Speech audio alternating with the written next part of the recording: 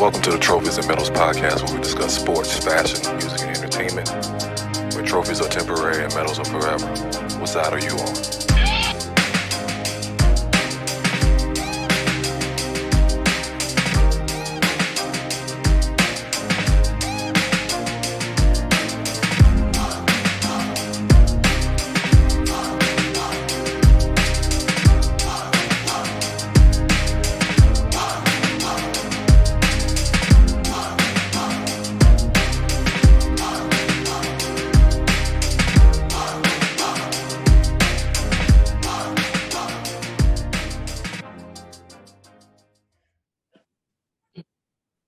Welcome back to the Trophyz and Medalz podcast. It's your boy Batman with the Ebb Tide crew.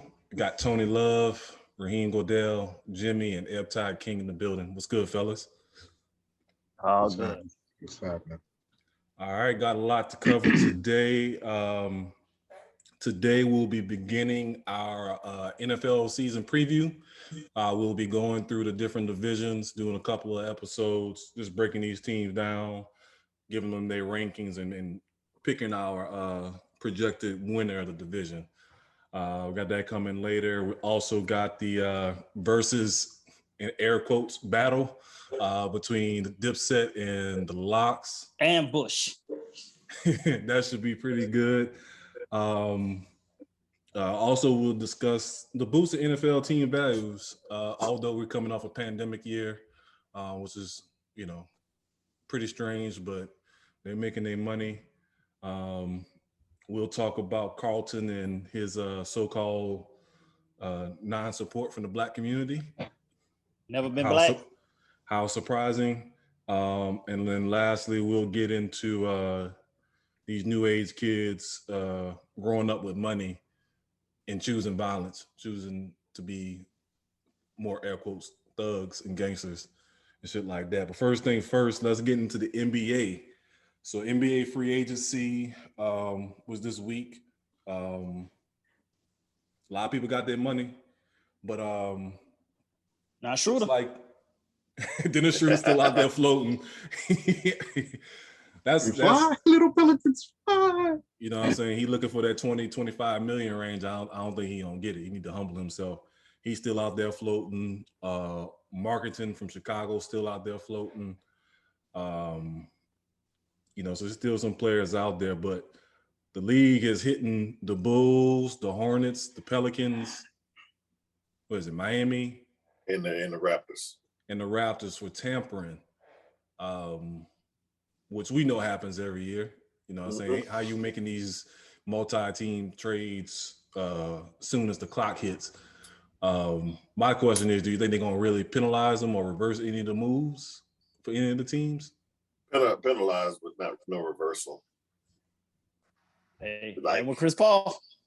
That's what I'm about to say. Yeah. No, that was different, though, because the league owned the team at the time. So they had the right to sit up there and not, reverse that. That means the league made the trade then. So how you going to reverse the trade that you made? But the league didn't approve it. That is interesting. The league didn't approve it. Dell Demps did that shit behind the fucking back. David Stern was like, "What the fuck you doing? I'm trying to sell this. You can't make no moves right now. If Chris Paul ain't there on the team to sell it, then I can't fucking sell it." I can see that. That may be. I can see that. But to say, but once again, Demps on his bitch assness, David Stern on his bitch assness. So I get it, but I don't know. I mean, they probably won't change nothing though, but you never know. Depending on how bad the tampering was, though. I mean, what is bad tampering? Like, I mean, you do it. Whether you do it 2 days before, maybe 2 months before. Well, 2 months before is tampering. Like now, you said 2 days before, maybe they not gonna trip too much about 2 days. They check phone records and emails. And emails, they probably more phone records than emails. Probably have to see everybody call log. That's your burner ass. Phones. Saying, man, burner phones. Well, let's niggas got if niggas got burner phones in the league. Oh, we on some conspiracy shit to the highest level there, boy. If the league got some fucking burner phone, the executive side, the executive side, we know. I wouldn't. How you look? I'm about to say. Surprised. When look, these guys own islands. I'm pretty sure they have a burner phone, like, or at least a phone that can't be traced. So I think Adam Silver was like, ain't no way Lonzo Ball worth $85 million. So something is a foul here. We've had other people. No. I told you again. New price range. Got 20, nigga. I told you got 20 as the new high. That's the new conspiracy number. That's where you should have been. They should have did that 4 years ago when your boy got that 20 mil. Like, wait, whoa, how he get 20 million a year and a no trade clause? That's what the red flag should have been back then. So now we've seen other people get. We've seen a lot of people get overpaid before. So this ain't new. It's not what you word; it's what people are willing to pay for. Somebody was willing to negotiate. Somebody was willing to pay him $20 million. I can't even say it, dog. Like, seriously, yo. Like I said, man. But look, Jimmy Butler's getting 50. He's gonna be getting like 45, 50 over the next couple. So so basically, Lonzo Ball is half of Jimmy. I get it. That's what you're saying. I get it. I just can't believe we are here now. Like, yes. But you gotta think about how much money these teams are making. True. Yeah. Oh, definitely. Exactly. So you gotta negotiate that as far as the players.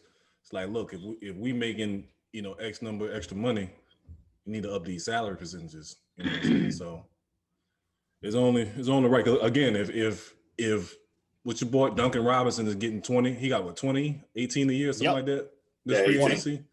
Yeah, 18. 18. Yeah, it is. Imagine how much money Miami making. If they giving a player like Duncan Robinson that. Hey, remember when Keith Van Horn broke the bank, nigga? It's possible.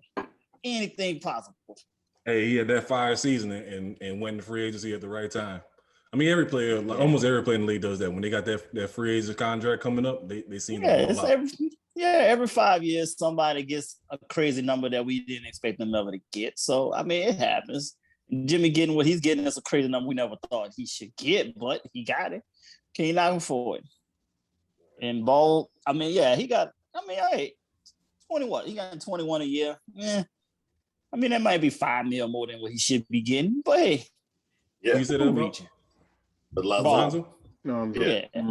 But Chicago has been rumored to want him bad, which I don't know why. They've been wanting him forever. Yeah, even before he started having a better show out as far as shooting. But I mean, I don't even think it was a shooting thing. I think they literally just wanted him to pass the ball, just dribble the ball. That's it. He got enough scores play everywhere. Defense and play defense.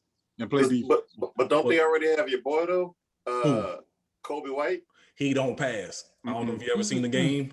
As soon as it touches his hand, it's flying. That nigga don't know. That nigga don't know nothing about the pass, nigga. That nigga hand do not go forward, nigga. It go up. Not straight forward. square button. Hey, he don't, and he a bucket though. That's a person. They're gonna be moving him because I'll get to that later. But like, somebody got to go.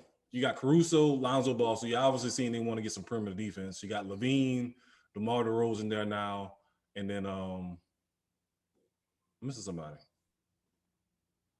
They got like five. Somebody Ball, Caruso, Kobe White, Levine, and DeRozan, and then they got some. Pat Williams was his defense, so you ain't gotta worry about him. And did he go to Florida State? Yeah, and he went to Florida State, so we're not gonna worry about him. Nigga, man, shit, boy, they get no Florida State niggas. Boy, god damn, he be ready for that shit. So I think they ain't got Vucevic, so they in position to at least get like 7 or 8. You know what I'm saying? Like if they learn how to play defense, they can get higher. But I like what they did. Like you obviously got better. You know what I'm saying? Just not top 3 better.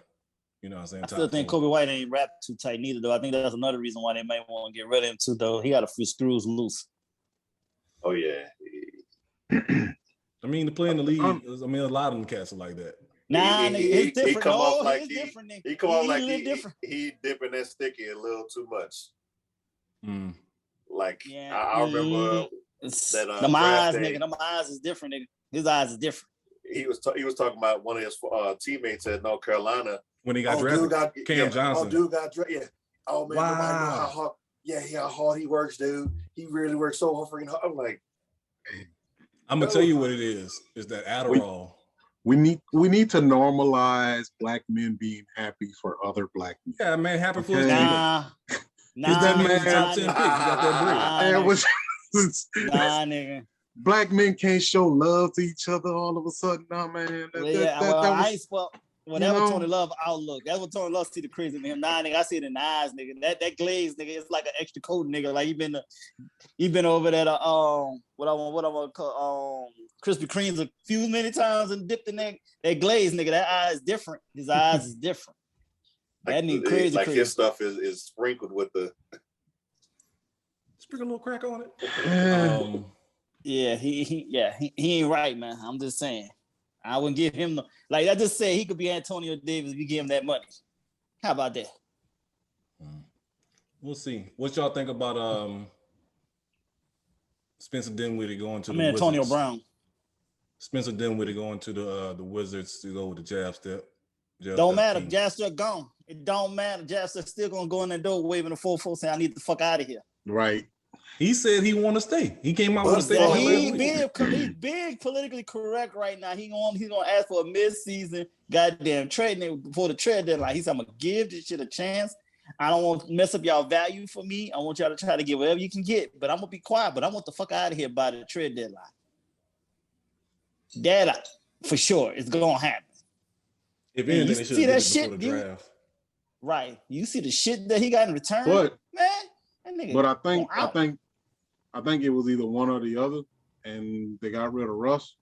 So I think since Russ came at that time, I think they're just gonna wait and see how Beal do, whether or not they want to get rid of him or not. Nah, if they stay healthy, I think they will play better this year with the roster they have. They have more. They can actually go to the bench and not collapse with the group that they got. Because Kuzma gonna get you buckets. It may not be efficient, but trust me when I tell you this, Kuzma. You see that behind my head, man? Who? All right, Riddler. Wait a minute. Yeah, I need to know what show we on because come on, this all like the jump. I don't know, man. Trust me, he gonna get you 17. Dude, what's the white dude? 17 minutes? 17 minutes? No, I'm telling you, listen. Do y'all watch Wizards games? No. Wait, that's not fair. They don't show Wizards games, sir. Hey, I didn't negate the That's facts too. No, Jimmy, because I'm gonna tell you why. Because I done gave all these suckers I got the pass. league pass. I got the pass. That's why I said no. So that's no excuse. Exactly. No excuse. That's why I said nope. I said nope. I was honest. I told the truth. Nope. They play a fast pace. 1, 2. What's the white dude that was the other dude that got 20 mil a year 2 years ago? The one that shoot the big tall white dude. I know you're talking about. I can't. Funny name. Right, I know. If he was getting 15, 17 a game, Kuzma's going to get 15, 17 a game. You mean Gortat? Not Gortat. No, that's too many. That's 10 years ago. Yeah, right. I can't think of that. I know you're talking about though. But anyway, he gonna get 17 a game. Right. Trust I me, said, it's not gonna be efficient. He gonna shoot like 38% from the field.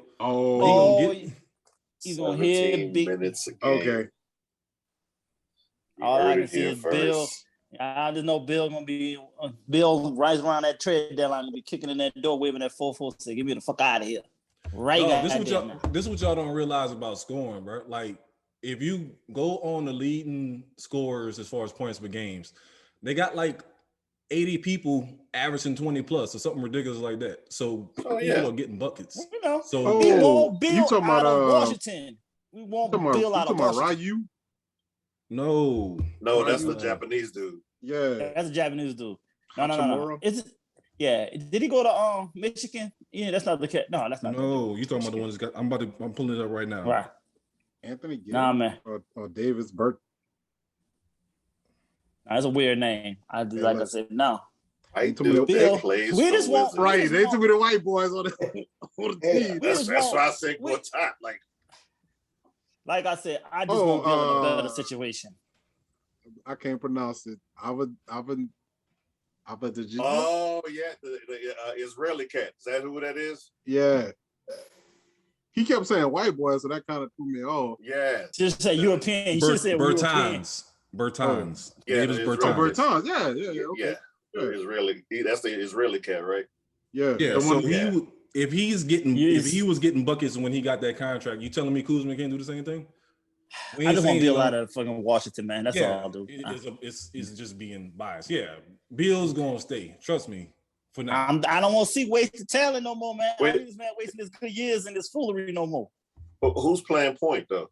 For Dinwiddie, Spencer Dinwiddie. Dinwiddie gonna play that from Brooklyn. Yeah, he been playing point before too though. So he'll be fine in that position and everything. But it's just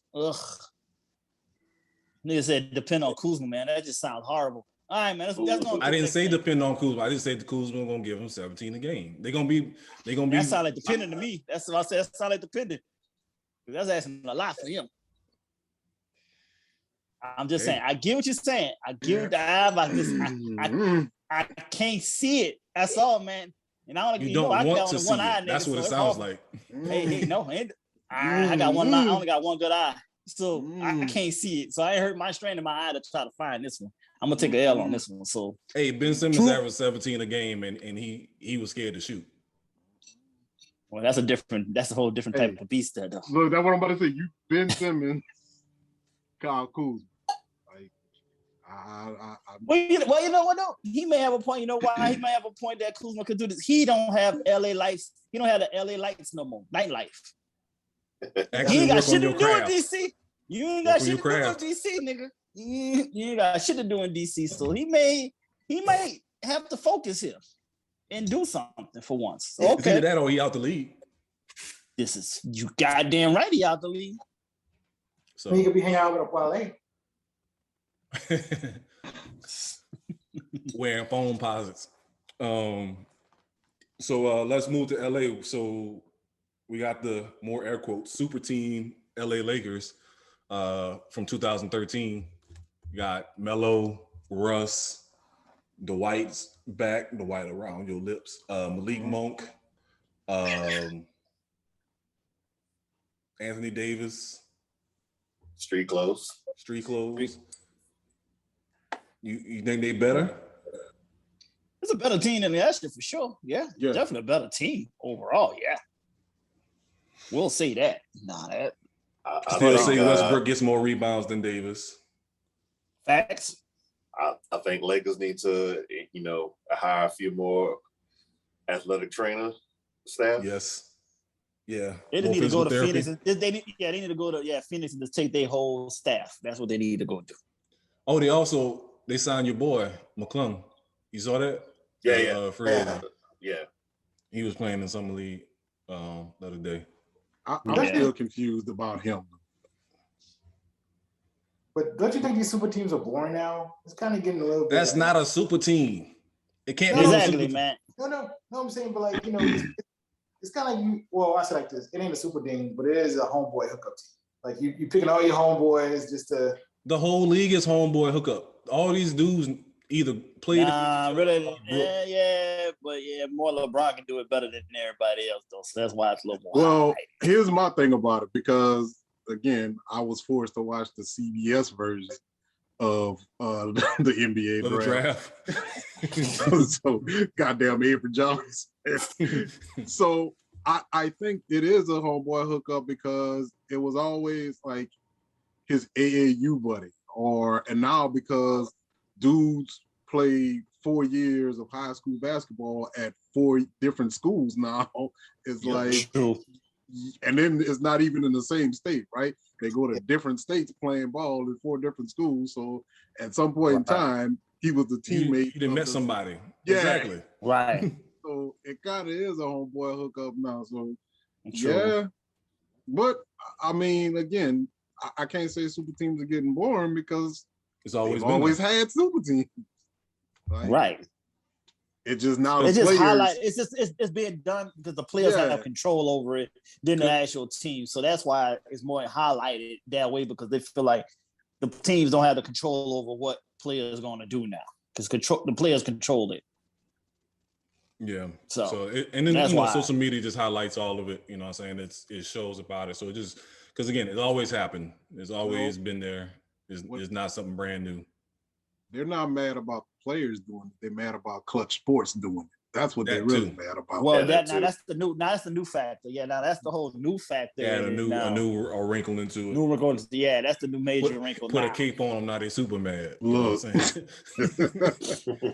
I'm saying? So yeah, we're gonna talk about that another day too. I want to talk about his. I want to spend more time on his influence another time. What y'all think about Jordan again? Adding to his team. What he had? Like as far as making moves, as far as he got Kelly Oubre. Oh, Kelly Oubre. Yeah. You trade away Graham, which you know what I'm saying you lock jam in the backcourt. Didn't they draft another guard? They did draft another guard. Yeah. So a more younger backup. So so they in position to do some. Miles Bridges. They need Oubre is good for the defensive and the energy that he brings. So I think that was a good mix to bring him down. LaMelo and Miles Bridges on a break is going to be. Yeah, it's going to be highly disrespectful. There's going to be a lot of fights because them niggas going to be doing some disrespectful shit. Nigga. Somebody going to need to be punched. I still see him as a highlight reel, but I don't see too much winning from him. They need Gordon Hayward to balance him out. They need he needs to stay healthy. If he could have stayed healthy, because he was balling like through the year, he just. I don't know, man. He can't get right. Like, I mean, I know he fucking snapped his leg, but still, like, your body. Yeah, and he still got to recover from that. That's something you got at least. He's a white boy tonight. You remember that? It's gonna take a little longer.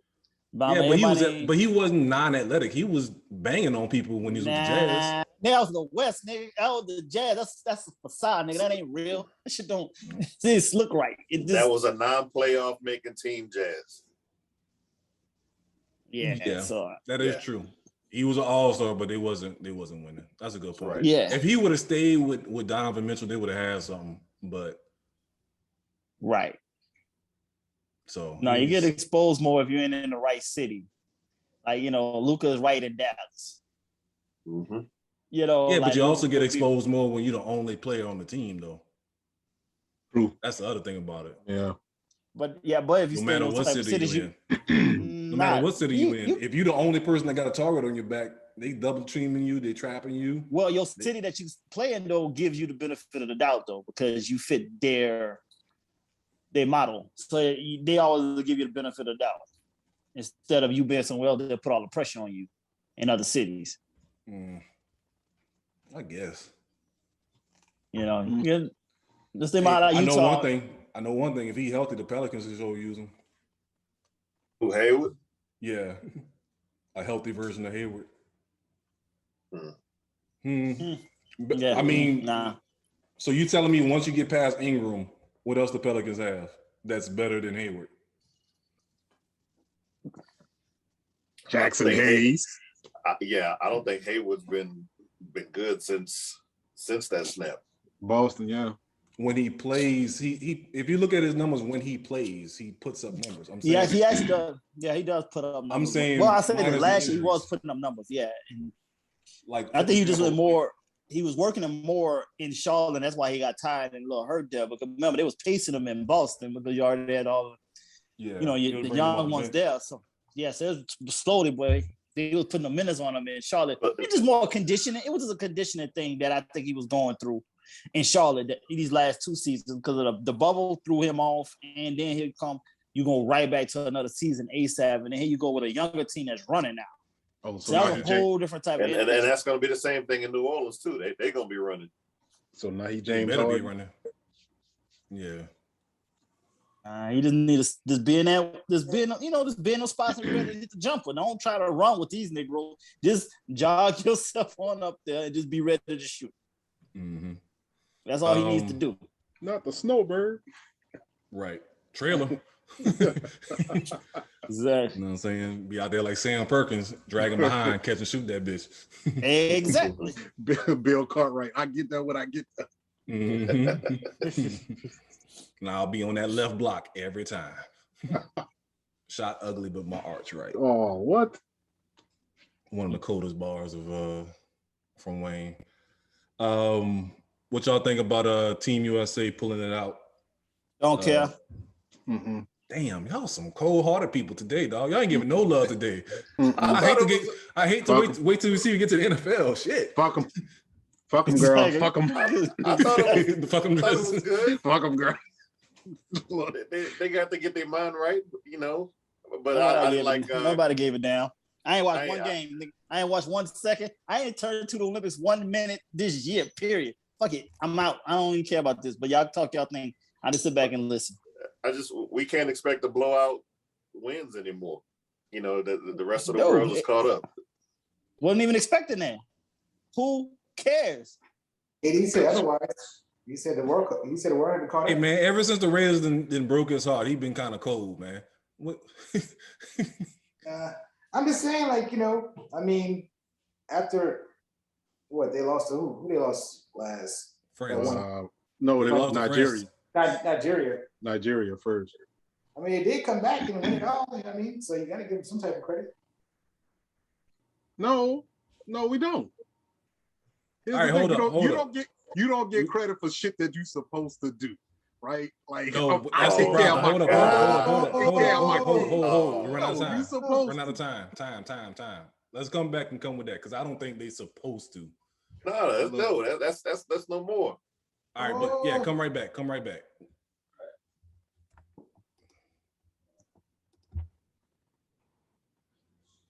All right, back to this Olympic shit. So, supposed to exactly do. Shit. Supposed to do. Don't mind the disgruntled Raider fan. All right, so this is the thing. I'm a basketball fan, so I'm gonna watch basketball, whether it's Olympic, whether it's at the park, whether it's AAU, high school, whatever. But it ain't the same as it was in '92 as far as just show up and play. When like France got 9 pros, and it ain't just like the pro that's at the end of the bench. I'm talking about Rudy Gobert, Defensive Player of the Year. You got players that's averaging 25 minutes, 25 and 30 in the minutes. league, all NBA players. No. Let's not stop. Continue with naming the French players, please. I need to hear this all NBA team that has a France. Well, I said all NBA players. No, that's what I'm saying. I want you to get after Rudy Gobert. Right, I'm gonna get you. All right, so you want to go there? So these are all players that get minutes on teams. Rudy Gobert. Just name. Rudy Gobert, the Gomez brothers, the Hernandez Gomez brothers. That's 2 of them. You got Evan Fournier. You had Sergio Rodriguez that played for. I think he played for the Knicks at one point, and then he played for the Mavs. You got Batum. You got Kleber that plays for the Mavs, and you got another one that's on the Mavs. What's the black dude? Nick Delina, play for your Knicks. And Frank Ntilikina. Then you had the dude with the Y name. Yaz blah blah blah. He plays for the Warriors. So they got like people that play on teams that get minutes. So again, these are players that if you don't watch on League Pass, you ain't gonna know who the fuck it is. You know what I'm saying? And that's my and. So just because you don't know who it is, doesn't mean they can't play?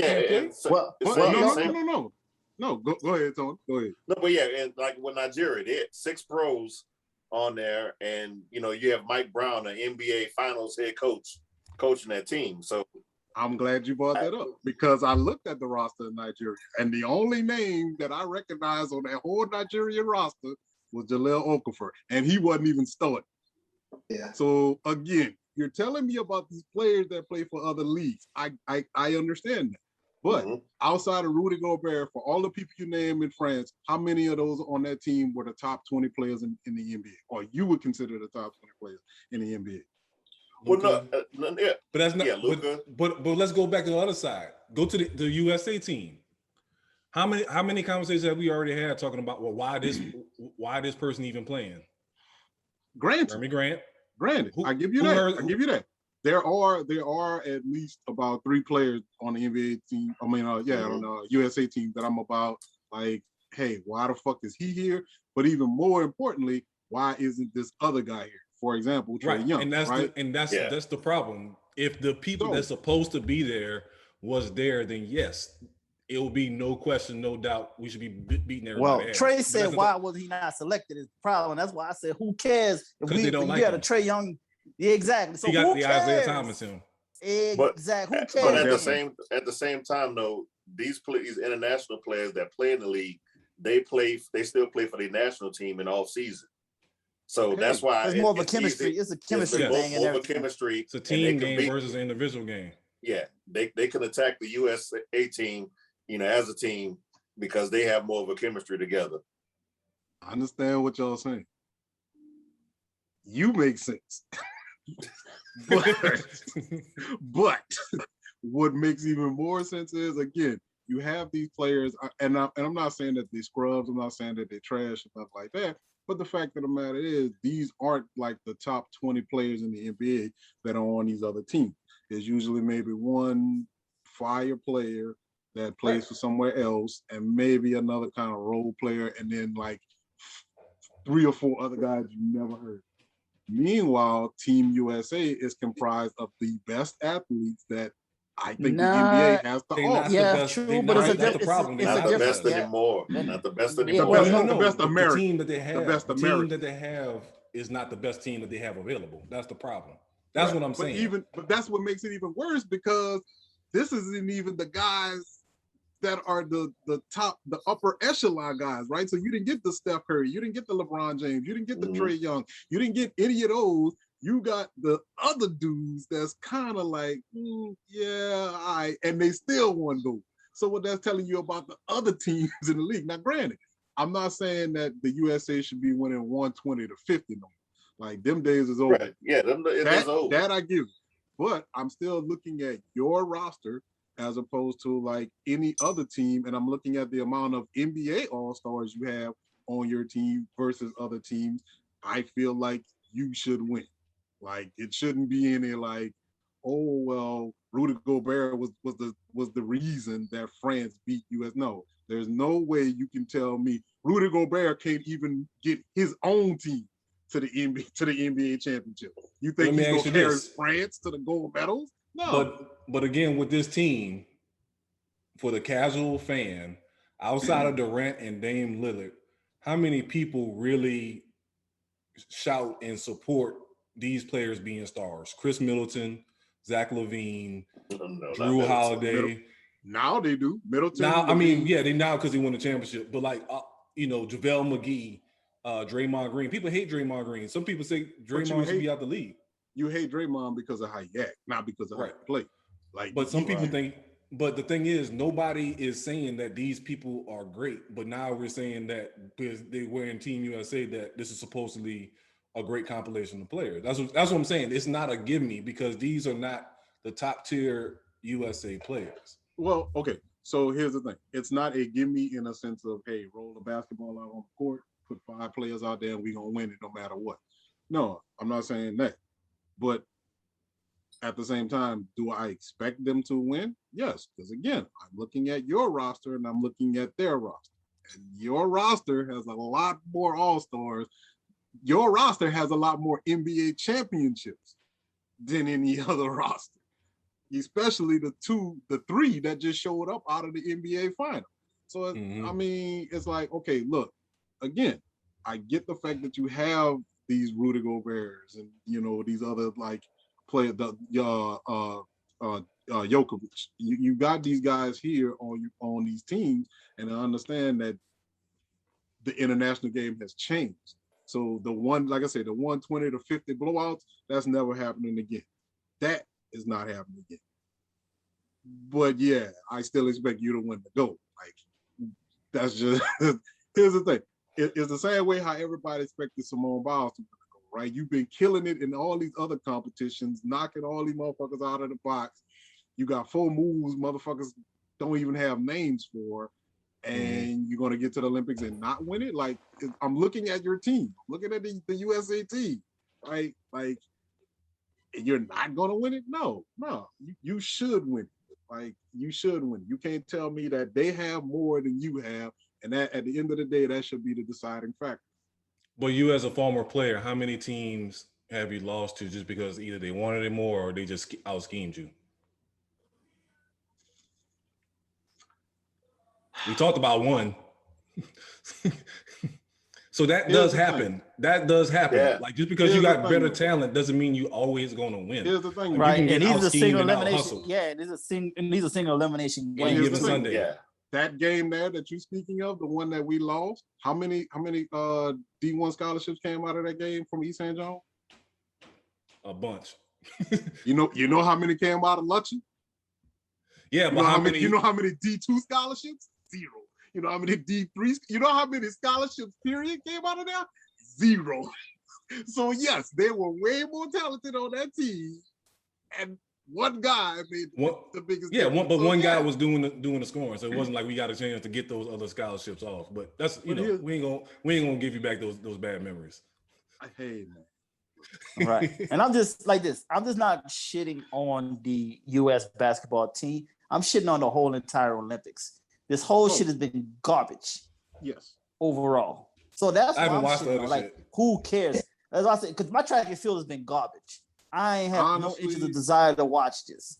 Honestly, until the last night, the closing night was with the relay races.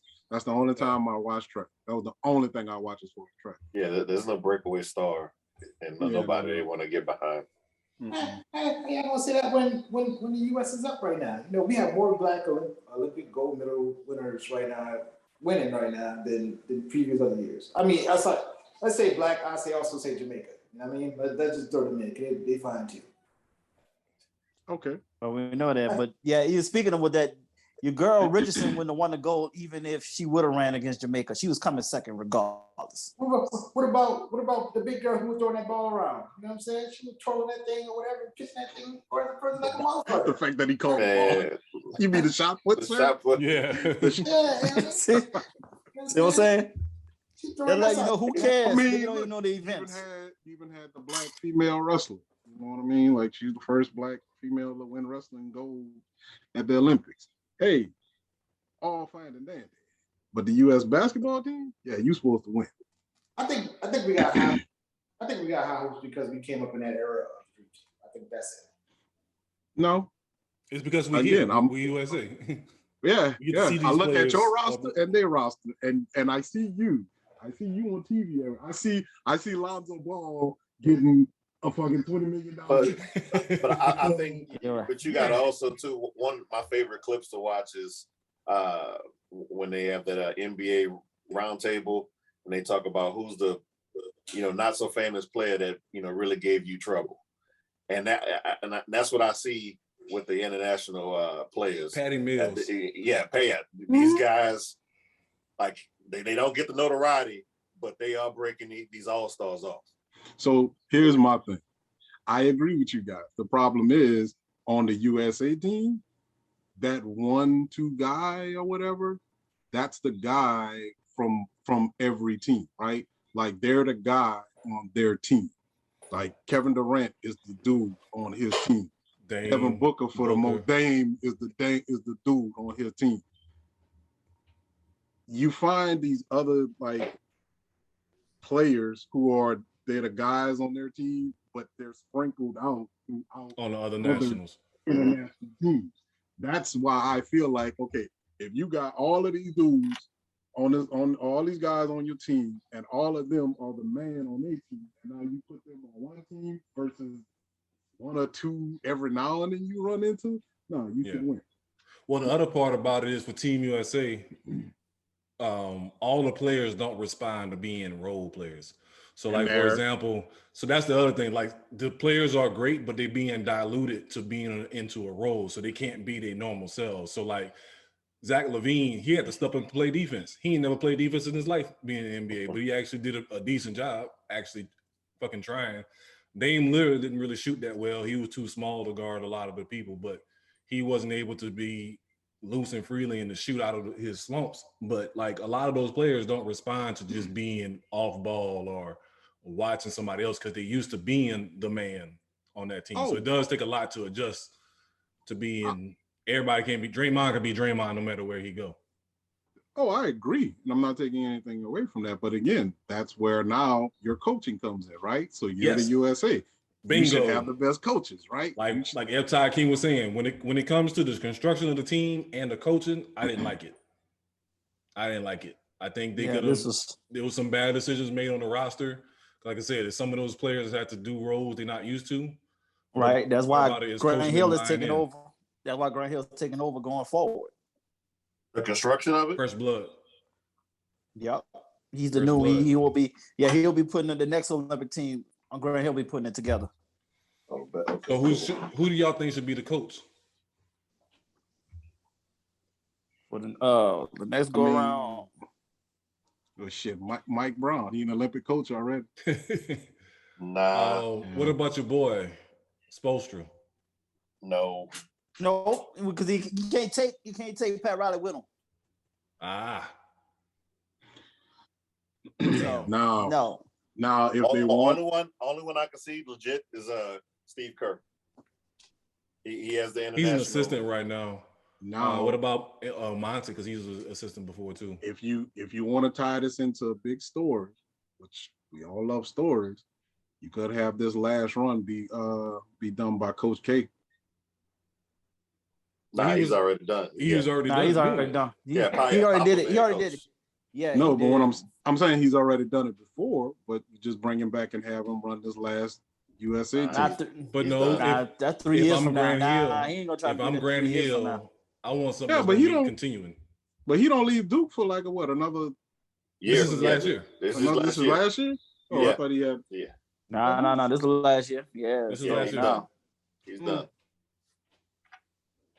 Well, he can focus more on coaching the Olympic team. Nah, he's Since shutting it down, man. Since he ain't got to worry about paying his players to come to Duke. Right. Because he ain't trying to do that.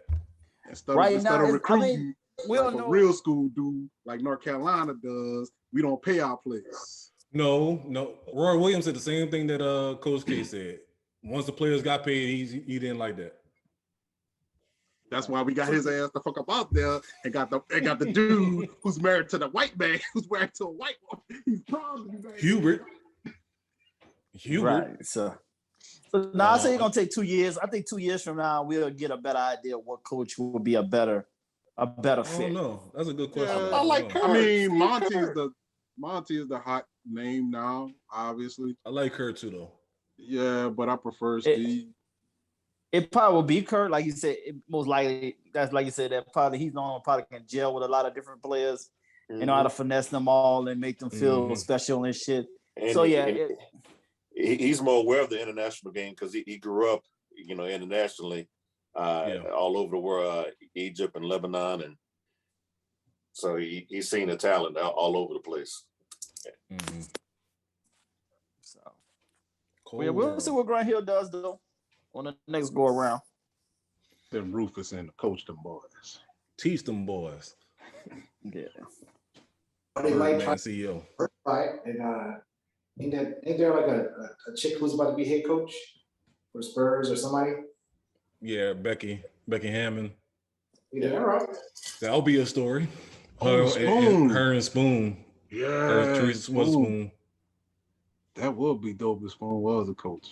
That'd be real dope. Because Dawn Staley doing a thing. I saw something earlier. Like I think she's like 7 goals in a row. Yeah. Yeah, 7. Well, not her per se, but this team. But yeah, team USA. Women's. She was part of the team who get goals, so she still get. Oh yeah, she was the player. Yeah, so yeah, this is what right. Yeah, so former player, all that. So she consistently keeps getting them. Mm-hmm. So that's crazy. So, let's switch up from sports. Let's we'll get to NFL later. Let's talk about this versus battle. Air quotes battle. Dipset versus the Locks. I think where shit got fucked up is once they moved it to Madison Square Garden and had people there, that changed the game. Because remember the previous versus battles, it was just 2 people in the room or 2 people in separate areas playing their songs and shit. Yeah. Well, this is the second one they did with a crowd. This is this is the third one they done with a crowd. Once they got to the point where the Locks was like, okay, we're gonna actually perform our shit, it was a wrap. That for me made the difference. It Not was a so much wrap. that it's in Madison Square Garden, but the fact that you had to perform, that killed everything for me. Well, because they made it a performance. That's the thing. That's what I'm they saying. used their strength. Yeah, they used their strength of being they a still group for work all of these together. years. They still work together. They still perform together, etc. Dipset, as we know, they have they stripes and split up and shit like that here and there. They more like 3 individuals versus the Lox being a group. You know what I'm saying? So I don't even really consider Dipset a group, in my opinion. Look, I love the love. I love the unity that the Lox had. You know, mind you, I was in her maze. But that shit was fucked up though. If Cam would have like at least had a huddle with, I want to say, because what it was 20 songs, right? 20. It really wasn't 20 though, but it really didn't even get to 20. It really was like 10, honestly. It was 10, and then they did like some of them they'll do like a few little like bars from one song and then went to the next, but it was basically 10. If Cam, I would have said this could have been a big difference. Cam made the Dipset look stupid, in my opinion, because you got Jules Santana who could literally go bar for bar with anybody up there, right? You know. I mean, I'm just saying, like, if you want to put somebody out there who can do it, that's your best Cam. So I just would have been like, if y'all could like easily just got together and say, hey, let's just practice some of our songs together. The first three rounds, we would never care about the rest of it. But when Jada came, see, here's the thing it was kind of unfair. Jada last album was to me like a classic too that he just recently put out. So you got he's more recent with the shit.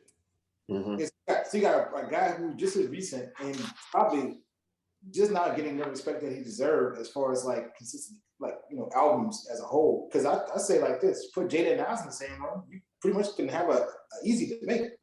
Personally, to me, but I just look at like, you know, you can tell that the Lox came unprepared, and you know, Cam this is the problem. It's the Harlem arrogance. So them niggas came in thinking they can loud talk them, and you know what I'm saying, just, you know, because they in Manhattan where Cam grew up at, he was like, well, I can get the crowd on my side because I'm technically the home team. But they thought they can loud talk them, and Jada and Sheik was like, nah, we ain't having it. You know what I'm saying? Like, even outside of that, because I felt like, so I went back and I actually looked for the list of songs. That's how I kind of figured out that it was only 10 songs. I went back and I looked at the list of songs, and watching the battle, the Lox slapped the shit out of them, right? Just total beatdown. Then I went back and I looked at the songs versus like, okay, what song, if this song came on and this song came on, which one would I be more hyped for? The Lox. Normally Dipset. Dipset, look, and it's not even close, right? It's like more like 7-3 Dipset. But it was the performance. It was Jada's performance, because not only did he perform the songs that people like, but he performed on the verse of the song that people like, right? So that's what made that when he did the Biggie joint off of the that's what that's the that's thing. when he shut it down. Mixtape. Yeah, when he went mixtape, Jada, that threw everybody the fuck off, because he said, where we at? We in New York, so I know everybody in this building gonna know this fucking song. They knew they gonna know these words word for word, know this song with ease, and that's what killed it when he went and did that "Who Shot Your Beat" and then did that verse where everybody knew it. That threw it all off, and that was like, I said, damn, this nigga really went mixtape. And that would have been a whole nother story if Dipset would even thought about that, because then it would have been way left. Then because that's how Jada he hit him with a foul uppercut with that shit. They just threw it. They thought it was going to stick with album cuts. And here goes Jada first time throwing out a fucking whole haymaker. He a dick, you pussy, and y'all neighbors. Mind you, I'm losing my mind. But if you was to take, well, actually, to be honest with you, here's a twist. If you was to tell Jada, chill out, it's only about the Lox, not you, do they win? because it's always been about Jada. Right. No matter what. It would have been. But if you're still doing the performing part of it, you can still just straight lock song and still be good. Because you got shit off a Rough Riders album, and you got the fucking the Puff Daddy album. It been good. But it was the president of Jada though that did basically won that hands. Yeah, he was the alpha dog in the building. He was the adult in the room. Ain't nobody coming to see you, Sheik. Didn't they say did you perform a song? Did you perform a song? It was something they were trying to call. I said, damn, y'all getting disrespectful. Because I think that's what because they were talking about somebody. I think Styles. And that's when he started performing I Get High. Because he was like, you do a song. Why are you not doing nothing? But then Jules hung the rest of Dipset when he talking about they don't have no lady songs. And then it just went horribly downhill after that. Then, when that nigga said we got Grammys, them niggas no grams, I said, oh shit. Wow. God damn. He can't be that disrespectful. Look, proceeded to run off a bunch of Grammy songs. Yo, all these chick songs, they threw the Mariah on them, and I'm like, I said, knock yourself. I'm like, God, dude, this is getting ugly. See, that's when they had Jules. Then throw in the damn towel. Yeah, exactly. So if you to take Dipset out of it, who would you want to see the locks against next? No, let's back it up. What I always been saying, and I had a post on Facebook years ago, it should have been State Property versus Dipset. That's what it should have been. Yeah. And that would have actually worked because they've been on the same level because State Property don't really perform ignorance anymore. On ignorance. Yeah. Yes. Ignorance with ignorance. That's what it should have been. The Locks should have been going against somebody else that's still performing together, which I would say like Locks versus what's Eminem group, not D12, the fucking with your boy. The one you say I look like Floyd. Slaughterhouse? Slaughterhouse. Locks versus Slaughterhouse. Wouldn't work. Not enough. Why not? They ain't got nobody at work. That is true. I was just thinking about lyrics and energy. Technically they do have nobody at work. If they go solo songs. If they go solo shit. Right. Yes. If you start bringing solo songs. You going solo songs, but then that's not a group. That's not a group battle. But that's what he did. Like, that's what the Locks did, though. Right. Locks did individual shit. Song. Right. They start doing. They start doing individual as they knew they whooped their ass. Dude, honestly, they said, we fuck it, we out. We just gonna start throwing shit out here. It would have been a better battle because here's the thing that we fail to realize about the Locks. The Locks are literally up there with Outkast. Yeah, but no, you know what would have happened is the best group would have been better against. No, the group that would have been best for the Locks. Unfortunately, he's not here no more. That's Mobb Deep. Prodigy, you had Mobb Deep against the Locks would have been a whole nother. No, I think performance-wise, like they can bring the energy on the stage, but I think I don't know. I'm not a Mobb Deep fan per se. Man, nigga, that's a different energy. You drop them first two Mobb Deep albums, the shit gonna get real. You drop Quiet Storm, that first, just the infamous alone would have been a 3. Right, you got 3. You are right, 3. Yeah. So I'm sorry that I still think that would have been a better competition. Time out. Tony Love. Do you know any of these artists we speaking of? Yeah. I'm trying to think who to go up against the Locks. I'm fucking with you. The Locks versus the St. Lunatics. That's a good. Who will make a good matchup for him? And I can't think of anybody. It'll be tough because I'm thinking about somebody that can bring the energy on the stage, not just looking at their songs. That's why I'm going with. That's why I said Mobb Deep, because that you hit soon. Havoc Beats hit that speaker, nigga. She about to get real. Oh, I got it. UGK.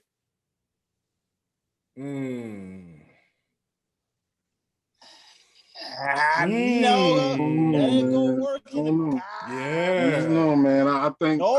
That's a southern state of mind. That's y'all southern folks thinking you can't bring that shit to New York. But you don't do it in the Garden, of course. But I'm saying, you don't do it. No. But song for song and energy, though. Yeah, okay. Okay, but that's what I'm only thinking of the Garden because of the fact they did it in the Garden. No. Yeah, Pimp C is gone, so it wouldn't have. Yeah, but I'm only saying. That's what I'm saying. I'm only thinking of the Garden because they did this shit in the Garden. Like, so think about it in a neutral location. Neutral location. Now, and they did it because it's New York. Because it's New York. New York versus New York. See, I still had the New York in my head. So that's what I was if Pimp C was alive, that would have been a good matchup. Nah, see, I would have preferred to see UGK against the Goody Mob. No, what about UGK versus 8 Ball MJG? Oh, yeah, that'd have been a good one. I'm gonna tell you now, I'm gonna be a biased motherfucker to the full 8 Ball MJG all fucking day long. Yeah. I love Goody Mob. You gotta do like interfamily battle. It gotta be like Goody Mob versus Outkast, which would be no. You can't do that. That's no. That's no. Can't do that. So then you get a bunch of like with the Locks and Dipset, you get like banned from TV. Well, like when they on the same shit. Yeah, right. On the same song. So like that's my shit. Yeah, what you doing playing my shit? Well, Snoop and DMX had that shit a couple times too, though. Yeah, they did. But that's a tough matchup for the Locks. Yeah, that's a tough matchup. I say that because they still actively performing, doing tours, doing albums and shit like that. Oh yeah, like performance wise, if it's gonna be a performance, yeah. If you talking about just like how the old verses, how the old verses was just songs playing after. Yeah, nah. I wish they wouldn't have did 20 songs. That's what's hurting the verses now. You gotta cut that shit to 10 because like. Well, when you're doing a live audience, you can't do 20 because you have they was arguing and shit. They were losing a bunch of time going. Nah, that was just a straight New York versus, nigga. That's all that was about, nigga. Throwing niggas hats and bandanas and shit. Yeah, that was a straight New York. Corona was in the building. Yeah, God Fat bless. Joe. Man. God bless. It was in there. Hey, Fat Joe at his finest. Man, Fat Joe at his finest, man. You gotta love it, man. Like great storyteller right there, nigga. He needs his own show just to tell stories. Why Jacoby from Jalen to Jacoby was like, Jada Kiss shouted me out on the stage, man. He was like, he wasn't shouting me out. He said that shit with a question mark, like, what the fuck you doing here? White boy in the building. Right, exactly. Yeah, it's definitely a lot of about 500 cases of a Rona from that shit. Yeah, nigga. Definitely, yeah. So for sure. Who's up next in Verzuz? Have they announced who should be coming up next? I've seen a lot of fake ones, but they keep that. No, they didn't announce anything yet. It should be coming up another week or two. Kevin Samuels versus Dr. Umar. That ain't gonna do it. I ain't gonna like, dude, that'd be a fucking ass good ass fucking versus, nigga. I ain't gonna lie. You know what? Who's gonna a good one would be Young Money versus who? Young Money? Yeah. Young Money versus what's old boy in them in Atlanta? You talking about this? Not the Dungeon Family. No. The newer cats. Not TNT. What you call them? QC? QC. Yeah. Who's that? That's what Migos and Yo Lil Yachty and City Girls and that. Nah, nigga, that's an ass whooping. It's all just for the Drake and Nicki alone, nigga, ass whooping. I mean, carnage all over the bitch. It's carnage everywhere. Now we're not thinking about performance. We're just talking about songs. Remember that. So just either way, carnage. Either way, it's still a slaughter. But there's carnage. There's really nobody that's gonna match up with Young Money, basically, because there's nobody to match up with Drake or Nicki. So individually, So you lose right there. Oh no, TDE. But then you got Drake, Nicki, and Wayne, right? TDE. Yeah. TDE. No, sure? TDE. Yeah. Well, Kendrick. Yeah, anybody come to see you, Otis? Yeah, I don't Schoolboy know Q? about Schoolboy. I fuck with him, but J-Rock. I fucks with him, but J-Rock. Yeah, J-Rock is Hey man, look, dope artists. Just it's not a different animal, whatever. It's a fact. Well, the only thing you can do is you gotta go back deep in the archives. You gotta bring out the Rock. Bring back Rockefeller. But we know Jay ain't coming to do this Maybe. shit. But that's the only body. So you're saying The Rock? So if you say The Rock, you're saying if he's all right. So if you think Young Money, we're gonna say Wayne, Drake, Nicki Minaj versus Meek Mill's, Beanie Siegel, and what, Kanye or Freeway? Well, no, Young Meek Guns? ain't on there, but no, Meek don't count. He's not part of that's Rock Nation. He's not Rockefeller. How Meek not Rockefeller? Nah, he's not part Two of that. different things. Remember, yeah, it's two different things. That's Rock Nation. That's a whole nother entity. Than Yeah. No, Rockefeller was but he first. So how was was Meek Rockefeller. Mill? I'm gonna say how no, Meek Mill. Meek Mill is on. No, he's on MMG. So Meek, not Meek Mills. I'm sorry. Oh, I'm thinking yeah, about, Memphis Bleak. I'm Memphis sorry. Bleak. I'm fucking. Yeah. up. That's me. No, I meant Memphis Bleak. nigga, Bleak. We can't put Memphis Bleak in the mix of this. It ain't gonna die instantly, nigga. Headshot, gone. That's what I'm saying. So like, if you don't have Jay-Z with Rockefeller, then that's not. That was my thing. Like, Well, you can't. okay then. MMG. You got then. a meal, Freeway, Well. and Beanie Siegel. Well, you go MMG. Depends on how you MMG, yeah. depends on how you look at it. It could be Cam. Yeah, I'm gonna say you gotta Rockefeller. bring Cam, you gotta bring Young Yeah. Guns. But again, still with that, that's still a lot for them to deal with the factory for What about, Wayne, Drake and Nicki. What about Ludacris group? What, Disturbing the Peace? Disturbing the Nah, Luda, that's all. That's Luda carrying everybody. Peace? Yeah. No. Listen, 2 Yeah. Chainz gonna do only so much. 2 Chainz can only do so much. But he wasn't even That- too that don't even count. was Exactly. Titty You gotta, Boy. exactly. Boy. When you Titty do- yeah, Boy. you gotta go with Titty Boy. Yeah, you gotta only do Titty Boy. Yeah, that ain't gonna Duffel yeah, that bag ain't gonna- boy. Yeah, they all left him. mm-hmm. All right, time's up. When we come back, we can jump into the NFL preview. We'll start off with the AFC West to get it out the way. Yeah, like up there at the top there. Yeah, let's get this shit over with. All right, next up, this is our first segment for our NFL preview. This week, we'll be starting with the AFC West, AFC East, and NFC North, breaking down each team and who we think should win the division. We'll be kicking it off with AFC West as we have one of our co-hosts. Just, he wants to get this over with. You know what I'm saying? Oh, you gotta take a drink. Already stressing out. This will be the year they go undefeated or some dumb shit like that. But wait. Now, in the words of the late, disrespectful, and foul Stringer Bell, let's get this over with, motherfuckers.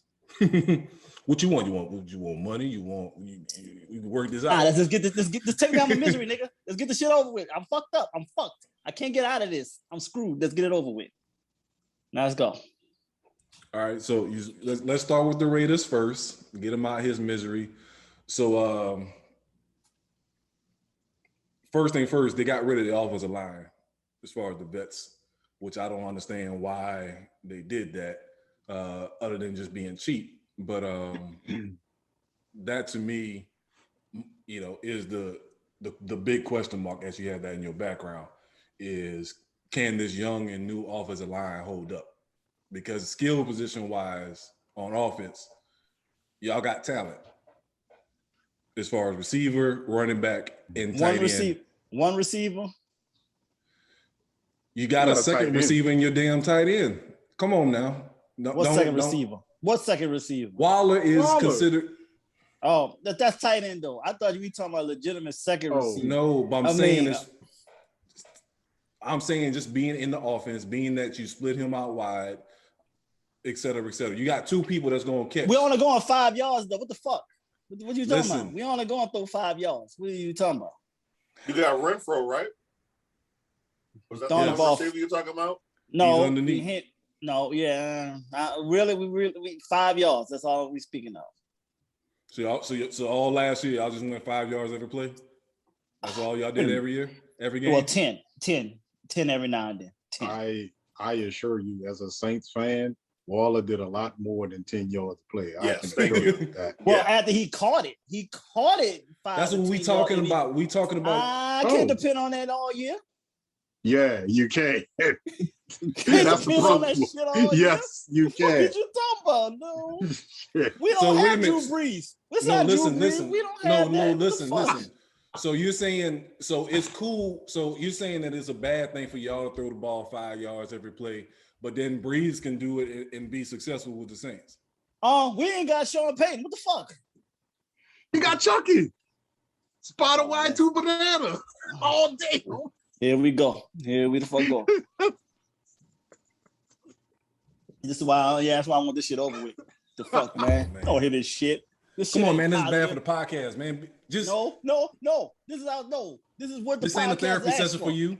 Yes, it is. This ain't a This is therapy what the fuck session you for making you. it. This is what the fuck you making it. So you telling me y'all I ain't mean- got talent? Y'all don't have. So that's what you telling me. Y'all got no You talent. just signed Gerald McCoy, man. Come on. What the fuck you just said? Mark McCoy. Mark McCoy. You heard him? Yo, man, y'all fucking stressing me the fuck out right now, man. Like I You don't stressing hear this yourself out because shit. you we don't overthinking it. have. We 'cause not we don't calling have y'all super. Listen. I'm not saying y'all Super Bowl champions. wait. I'm just starting off saying that y'all got skill position. So tell me that. So you answer yes or no. Do you have good skill position players as wide receiver, tight end, and running back? Yes. Thank you. That's all we need to know. Moving on. Oh no. Who the fuck gonna give him the ball? I'm getting to that. I'm just talking about skill positions first. Who gonna call the plays? I'm not done with that yet. We're gonna get to that. Do you have good skill positions?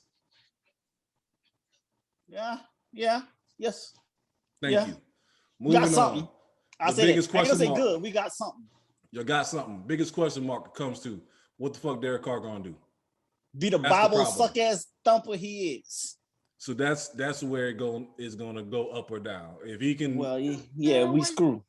Why you hating on that man? Because he into his Bible. You don't love God? What's wrong with you?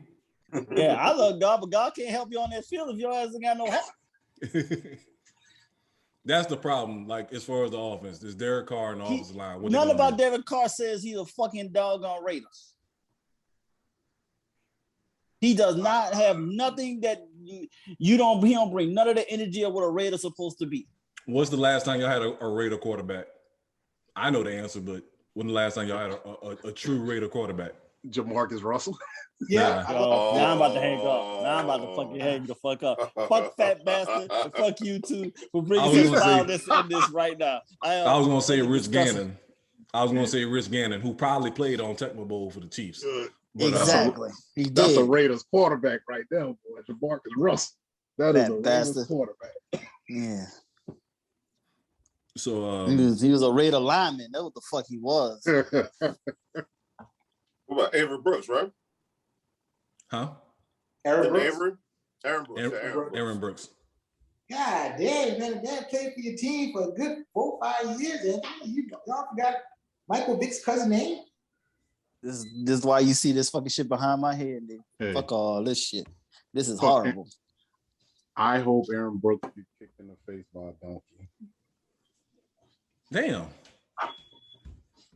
So, I shouldn't feel like that by somebody, but I know, but I do. We're gonna have one of his cousins on one of the future podcasts, man. That's cool, man. Who? Y'all don't know. Okay. Oh, okay. all right. But still. All right. What else? Look, I'm ready to get this. Come on, man. Let's get this over with, man. This shit is like how about this? pulling off a Band-Aid and shit. Come on, man. Let's just make the prediction who's going to win in the AFC West. I'm sorry. No, hold on. Nah, we'll get through it. You know what I'm saying? Because once we get to the other teams, he ain't gonna be as bitter, so we'll be all right. So offensively, which y'all rank them?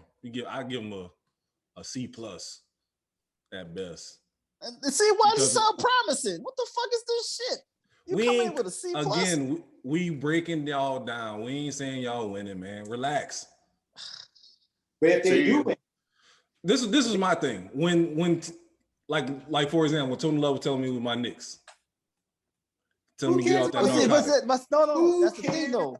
You still no, because he cares about the Knicks. I don't care about the Raiders. you care. My fate has been snatched from me. It has been stumped on, shitted on, set on fire. It's done. I can't take no more.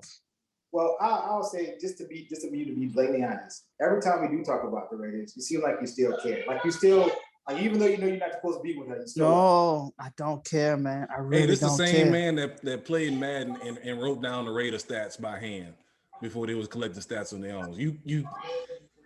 That was them, man. That's 20. That's 2 bids. But they weren't even good then. Hey man, I made them good because I had control of them. I know, but I'm saying they wasn't good then. I don't have but you control cared about over this real shit. I have no control over this real shit. And this shit is hurting now. I've had enough. You know, when somebody say they have enough, I'm like a scorned woman, nigga. Enough. I'm ready to set shit on fire. I'm trying to get my Angela Bassett on. I'm about to burn shit, nigga. Enough. Damn, J-Lo. Enough. Just let me be. All right, let's give the Raiders an F and move on. Thank you. But we're gonna be last in the division anyway. Not last, man. Look, come on, man. Y'all gonna be better than Denver. I doubt it, honestly. Well. Come on, I man. feel like y'all gonna be better than Denver. Like, so let's talk about Denver. So Denver at quarterback, they got on Drew Lock or Teddy Bridgewater at quarterback. I don't think they announced the starter. I would take either one of them over Carr. Word? Short term, Teddy. Long term, Lock. No, get rid of Lock. Dude, like, I don't know. You get Lock actually fits Lock fits the more Raider. The way he spits the Jeezy verses show me he got more heart and attitude than Carr will ever have. Yeah, but that don't mean you can play football. I don't give a damn. I just want heart. You see the movie Replacements? All right. Yeah.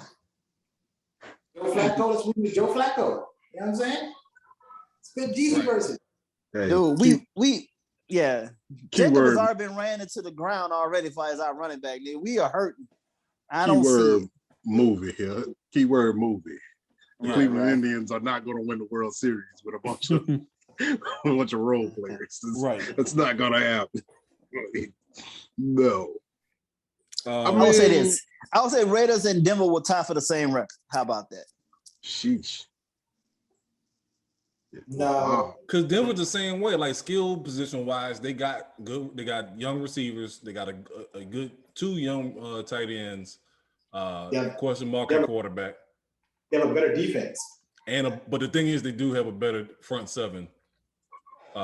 See, and that's why I didn't even want to go to defense. You see, I didn't even want to talk about that.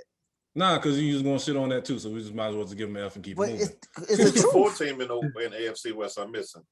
It's the Chiefs, Raiders, Chargers, and Broncos. Yeah, everybody. Nobody remembers. Yeah, nobody remembers San Diego. Yeah. The only thing in San Diego is Kawhi Leonard. Right. Well, they ain't in San Diego no more. They in LA. LA Chargers. That is so true. LA Chargers. We are correct. And that tell you how much I pay attention to the ass. And we all said San Diego. Yeah. Hey, but doesn't San Diego have that hype around the second year quarterback or yes, everything? That's what I was gonna get to. Like the Chargers, they got a quarterback. Yeah, they got a legit quarterback looking for the next, for the future. So they're, I'll give them an easy second place in this division, and making the playoffs. But the Broncos, like you said, hopefully their defense could carry them. But I think if Teddy Bridgewater steps in, because I don't think Locke got it just yet, but if Teddy Bridgewater can step in and just not turn the ball over, which he's great at, I think they got a fighting chance. Because remember, 17s make the playoffs now. Mm-hmm. And you got 17 games, and you got 17 games this year.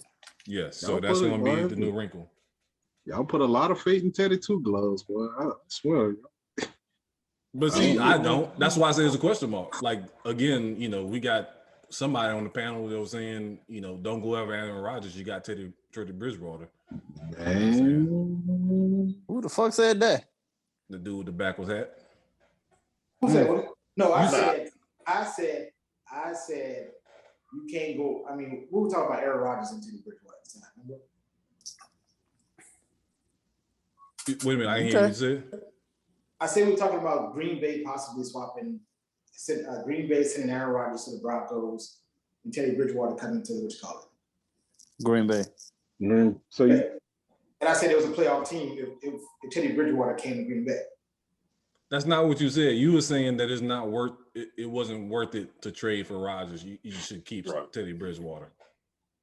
Or something like that. Oh. That's what you said. You be drunk, so don't be worried about it. I haven't said no neck jokes in a while, so. Hey, whatever, man. Fake ass Eric Sermon. So like the Broncos, again, they are quarterback away. I think this year, to me, I think their best interest is to lose and try to draft a quarterback and try to add on what they got. But their defense is getting old up front. But who? Who do you draft? Who's coming out? Yeah. I'm about to say, I don't even know this is a quarterback year. Yeah, I think everybody kind of. You wait for Aaron Rodgers to lead Green Bay? Because it's his last year? He just maybe, but there ain't no guarantee. Yeah, ain't no guarantee coming to Denver. That's true. So, I mean, you know how the Knicks do it, right? So I don't know, man. I mean, at some point in time, Arch Manning will be available, but that's 2-3 years. Yeah. And whatever 4 years down the road, whatever this kid with the mullet that's going to Ohio State, he's starting early. So I mean, 3-4 years. So I guess you got 3 years right there. Yeah, you got 3 years there to just hang on for dear life. You can run it with Teddy Two Gloves, I guess, for the next 3 years. Yeah. Which y'all run out. Whoa! I'll say this about that team that got the question mark behind me. I would have more faith in having Mariota than Carr. Which can happen. If they put Mariota there, I'll feel more comfortable. Did they re-sign him or did he leave? No, I don't think so. He left. I want to say the Texans. Not the Texans. Where did he go? You see how detached I am from this fucked up ass team? Let's continue on. See what I'm saying? I'm out. Yeah. Continue on. Let's go on to the next. Let's just talk about the KC. Fuck the goddamn Raiders. Let's go. Man, hurt. No, they still got him at the Raiders. Well, hey, there's a good news or whatever. Somebody got my wife can't no longer talk about a tattoo. Right. Matter of fact, I think matter of fact, they're developing a special Raiders. package. Yeah, they're developing a special package for Marcus Mariota. Okay, that's so he can still be there. I didn't lose him. That's what I thought. Then I thought he was still. I thought it was like they signed like a 3-year deal with them anyway. That was so that's the other part about it. Like instead of just losing hope, so you don't thinking. So if you telling me that Carr gonna be trash, you thinking they ain't gonna do like they did last year and put him in, Marcus Mariota? That's why I'm hoping. I hope they do that. Because again, Mariota is another one of Gruden's favorites from when he was doing the little. Just don't say that man's name out loud. Can we just say the coach of the fucking Raiders? Like we gotta really say his name. Yes. Like, God, fuck banana. I can't stand that dude. Chucky. Chucky. Chucky. Yeah, but I'd rather you say Chucky because he act like a Chucky dude. Like he's not rap tight. He's getting fat. He's getting a lot of praise from other people's teams. From who? I ain't never heard nobody praise Gruden the job he did for the Raiders. No, he gets bucks. He gets praise. That shit don't count. That shit old. Nobody believes. But no people give him still love for that, though. Yeah. That's what I'm then saying. you need to stop listening to them people. That's the people you don't need to be listening to. Hey, that's everybody. He got famous off of that. He is everywhere where he is now because of that. Exactly. Another man's team. Because no matter where he goes, he's Super Bowl winning head coach. John Gruden. Right. Of another team. Off a defense he had nothing to do with. Right. A team he had nothing to do with, period. Yeah. Whole team. So that's what I'm saying. That's what irks me about him. Then you go to you beat your own damn team. Yeah, you beat your whole team. Nah, that was the only thing you really had to prepare for. Is that the one that got caught with the transvestite? No, that's the one where the lineman went to Mexico. He went to Mexico because they changed. Your boy changed the whole game plan the night before, and he freaked the fuck out and he jumped ship. Okay, I know something happened. Yeah, no, that was with your boy from Atlanta. Atlanta. Yeah, Atlanta was what he got caught. Yeah, the safety. Yeah, exactly. So see, go figure, Atlanta. Go figure. Continue on there. What y'all think of the chances of the Chargers winning the division over the Chiefs? If they stay healthy, I can see it. It's a possibility. I agree with it too. Like they got the lightning in the bottle quarterback. What's your boy name? Allen needs to stay healthy. Yeah, Allen got to stay healthy. That's the key factor too. Didn't they draft a decent running back too? Another one, yeah. But I think they got a chance to win the division because the defense is fairly decent. They got a pretty decent defense. Yeah. For sure. Yeah, if they can stay healthy, because the safety, what's your boy name? Derwin, he always hurt. Yeah. Right. Because he's too reckless out there. Yeah, just like Abrams. Yep. Abrams, Abrams needs to be putting a safety. He need to be putting a safety chill. That nigga is crazy. That nigga got wrapped tight. Remember that game when he hit that camera? Yeah. We was watching. But I just exactly what I expected him to do because that's how he played in college. And I knew he was not going to he can't let tone that down. Yeah, he don't know how to let off the gas, so he gonna stay hurt. But yeah, Herbert, I think, he probably make Pro Bowl, etc. But they got a good chance to win the division. Maybe, I think the Chiefs may have a hangover. They probably still win 11, 12 games. But I think they probably play the regular season a little bit safer and try to be healthier for the playoffs, just from based on what happened last year. At least they should be thinking that way going forward. But again, you still got Mahomes as far as being a home run hitter. So that's 10 games off top. Fuck the Chargers because fuck Jared Cook. Damn. Jared Cook. Saints tight end. Saints tight end. He with the Chargers now? Yes. Mm-hmm. Damn. Drop passes for them. Yeah. Right.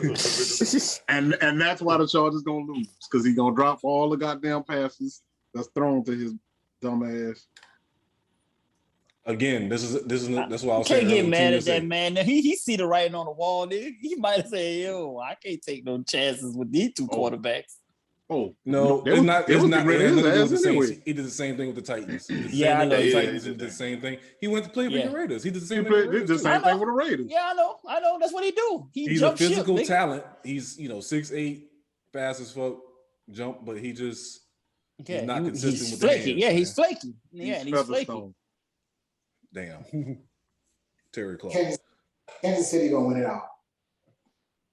I don't think they win a division, but I think they win it all. I think they take the pump the brakes a little bit in the regular season, kind of pace themselves, and then load managing. Yeah, load manage. Yep. I mean, that's the smart thing to do. Yeah, definitely run that ball more. Yes. Well, shit, you got like what? Stable of running backs, like just hand it off to anybody. Yep, exactly. Use them or throw shorter passes and not try to hit home runs every time too. Yeah, and that's what they'll do. That's exactly what they're gonna do. Throw shorter passes and stuff too. On top of that, that's gonna be their new run game. Mm-hmm. So I got the Chargers. Yeah, I say the Chargers win the division, but I think long term Chiefs is probably gonna be my pick for the bowl, or at least going to the Super Bowl from the AFC. I'm going dark horse, man. I'm picking the Raiders to win the division. You just I'm going dark. You stadium new titles? Huh? Yeah. Well, then again, same thing with SoFi. With who? The SoFi Stadium with the Chargers, huh? Yeah. Well, I don't know the name of stadiums. All I know is Brothers Chicken in New Orleans. I don't be knowing the damn stadium names. This shit don't matter. That shit ain't nothing but a check for the team. I actually figured out. Well, I ain't gonna say I figured it out, but I noticed that now if you go and look at it, if you tag yourself at the Superdome, it now says the season Superdome. Yeah. Yeah. I was like, God, anyways, no time with that. Oh no. 110 million. Get in there. Yeah. I get that on all social media. Yeah, we gonna get that right. Yeah. We gonna get that shit right. Get Mercedes the fuck up out of here. Mm-hmm. Just waiting for that Caesars casino out there in South. That's all I'm waiting for. Oh, it's coming. It's gonna be in the Superdome. It's gonna be in the Superdome. They gonna put spots in the Superdome. Yeah, I can see that. Championship Square. That's gonna be a casino before it's over with. They're gonna enclose that and make it a casino. Or just have it like somebody. Or at the New Orleans Center, huh? Yeah. Oh, you know what? That's actually a good idea. Hotel at the top, casino at the bottom. Mm-hmm. Yep. I used to work at Smoothie King there. Oh. No, when the mall was there. Mm-hmm. But yeah, I'm picking the Raiders for the division. I'm picking them for fighting for last, nigga. We fighting for last. That's what we doing. But I respect. I'm done. So they ain't gonna rile me up. So I'm good. What Ty King, will the Raiders have the #1 draft pick next year? Nah, we ain't gonna be that bad. I will say they ain't gonna be that bad. But I just said division wise, I see us fighting for last. Okay. But yeah. Yeah, I see at least 7 victories. Like last year. 7-9. Y'all went 7-9. So 7-10. Is that what you got? Yeah, see, yep. See, it's worse saying 7-10, don't they? Double-digit losses. Wow. It ain't gonna get no better. Let's go over to the AFC East. Let's start with the Jets since they had that top pick. So they got their new quarterback. Nope. What? Nope. Everything. Zach Wilson. No Percocet. What you said? No, they gonna suck just as much as they suck every other year. Oh, I mean, can I get the sentence out first though? This is worse than talking about the Raiders. Why are you worried about the Jets so much? What the Jets do to you? They failed me many years ago. I want them to beat the Patriots. Oh well, shit, that's a whole bunch of teams. No, but they gave me hope. The Jets weren't even that good. They overachieved like a motherfucker. Wait. Who was the coach at this time? Rex? Parcells, probably. Was it Rex? Oh, okay. Both of them, yeah. Not Parcells. Yeah, Rex. Yeah, one of them. Well, shit, both of them actually. So the Jets, they got Zach Wilson, which kind of came out of nowhere, getting overhyped in the media at quarterback. Mm-hmm. He gonna get his ass blown up. I mean, they got good offensive line, but I don't know, man. Coming from BYU, I think the game gonna be moving way too fast for him.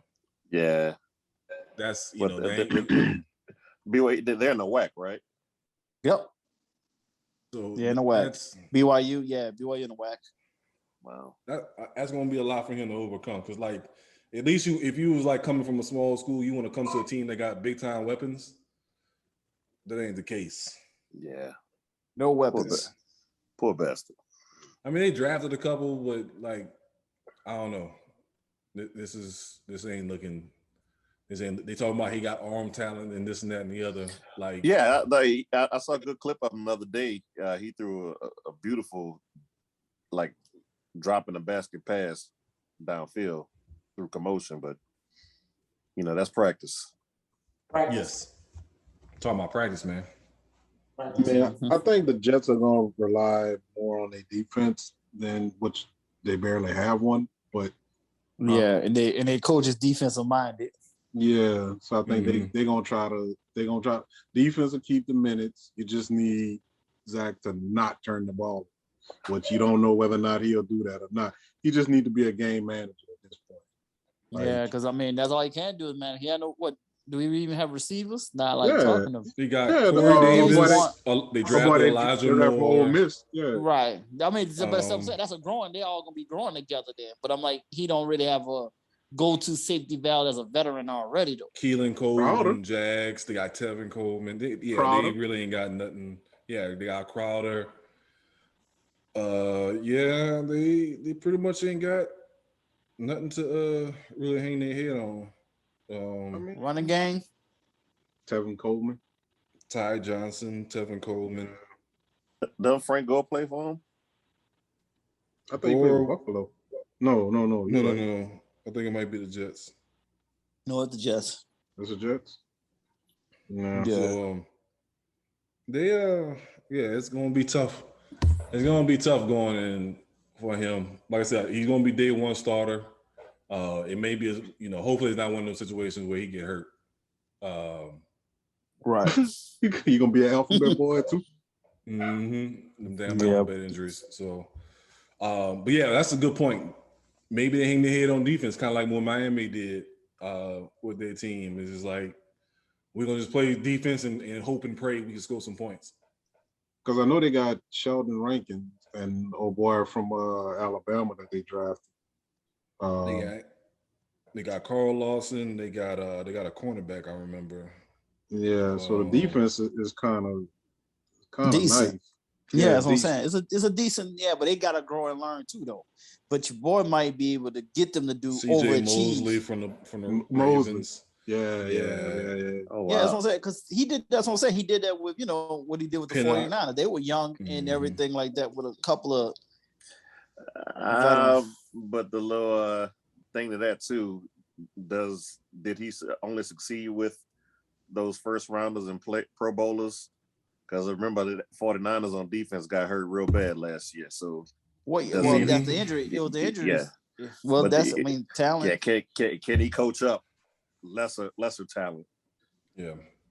Is he a front runner? Well, that's always the question on that.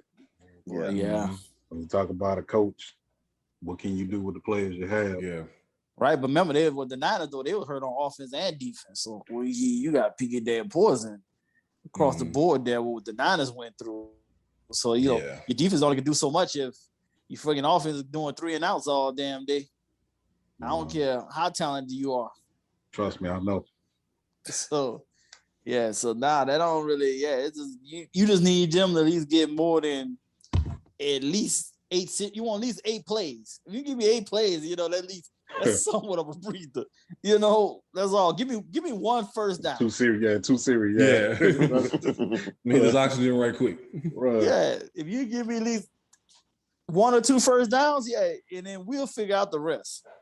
Let me get the whole drink cup of water from the cooler, man. So we mentioned the Dolphins. So same thing with them. Tua, is he that guy, or is he one that might be out as a starter coming soon? Out of starter coming soon. Yeah. It's TBD for me. Because what? It's still TBD, still to be determined. Still to be determined. Because if he can, I'm gonna give him credit for last year. Last year was just a shit show all around the league, period. So I'm not gonna hold last year against him. But if he doesn't have some kind of leap this year that shows some kind of guys receiving, we got somebody you got chemistry with. Yeah. So I don't know, man. But once again, they can't because they can't put everything on that defense again. Right. Yeah. Especially with a disgruntled cornerback as it is. Mm-hmm. Yeah. He's Do you think he quiet? If say for example they win the first 3 games, Dolphins, you think he back off his trade request, Rhodes? No, he still won out. Is that bad? Oh yeah. From what it sounds, and only because they undervaluing him. They don't really feel like he's like really that dude, and they don't want even remote. Their money was so far apart, was like highly disrespectful to him. Do you think it's that their defense has been successful? So remember, they traded Minka, and they still was a great defense. So you think it's just the arrogance of, oh shit, we got rid of another Pro Bowl caliber cat. We'll still be good without you too. Oh yeah, we don't need to pay you. Yeah. Well, no, I don't even think it was that. You know what I think it was? Because he actually admitted he didn't read his contract, right? Or he didn't read it properly, right? That was his thing. He didn't read his contract properly, so it was like the wording of it was more kind of on a incentive side of it as opposed to guaranteed money. Right. So that's what his problem is. He wants more guaranteed money, which, I mean, if I offer you this and you take this, I ain't gonna tell you it is. Right. I'm not gonna that's on you. I'm not gonna tell you wrong. Like, oh no, man, I should be paying you more. Like, what are you doing? Right. Let me write this big check off. Right. Yeah. So, but I think because he feel that like he did it to right. Yeah. It's like he screwed himself, but then he won't take accountability. But then he still was like, "Damn, y'all was still just as foul to just screw me over." The fact that y'all actually did this, put this on paper for me, right? Mm-hmm. So trust me, he fired that agent too, though. On top of that, oh yeah, he gone.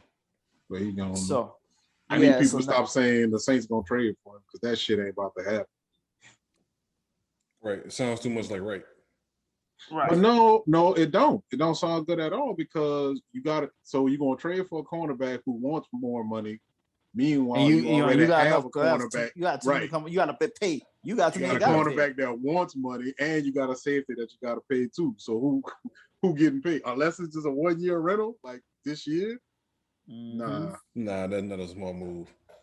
I didn't realize this. Will Fuller went to the Dolphins as well, so they got Fuller. Yeah, that's Waddle. right. That's right. Fuller did. Yeah. God damn, there's some fast motherfuckers on the perimeter. So, but Fuller still is questionable. Yeah, I'm about to say, but still, Fuller still, he's still questionable, and then he'll have one good game, and then decide he'll drop 6 straight passes on your ass in a hot minute too. He's not consistent. Right. Let me say that's an Al Davis team. Pretty much, yeah. It's all speed. Yeah, if you ain't fast, yeah. But guess what? We ain't got no quarterback and throw past, like I said, 10 yards. So why have a deep threat? Man, I didn't realize they got Byron Jones too. So their defense is, they got more. So they got Byron Jones. Yeah, that's right. Yeah, they got Byron. They got him last year, huh? Yeah, they took him from the Cowboys. Yeah. No, it had to been this year. No, it was last year. It was last year. It was last year. He was on that team. He was on their roster last year. I just don't know what Cam gonna do in New England. Like who first of all is Cam gonna even start? One, and two, he's gonna start. He's gonna start. He's starting. Well, hold that. We about to run out of time. Let's take a break and then we come back with the Patriots because that's who knows what the Patriots are gonna do with the quarterback. But yeah, we'll get into that when we come right back because we're about to run out of time. All right.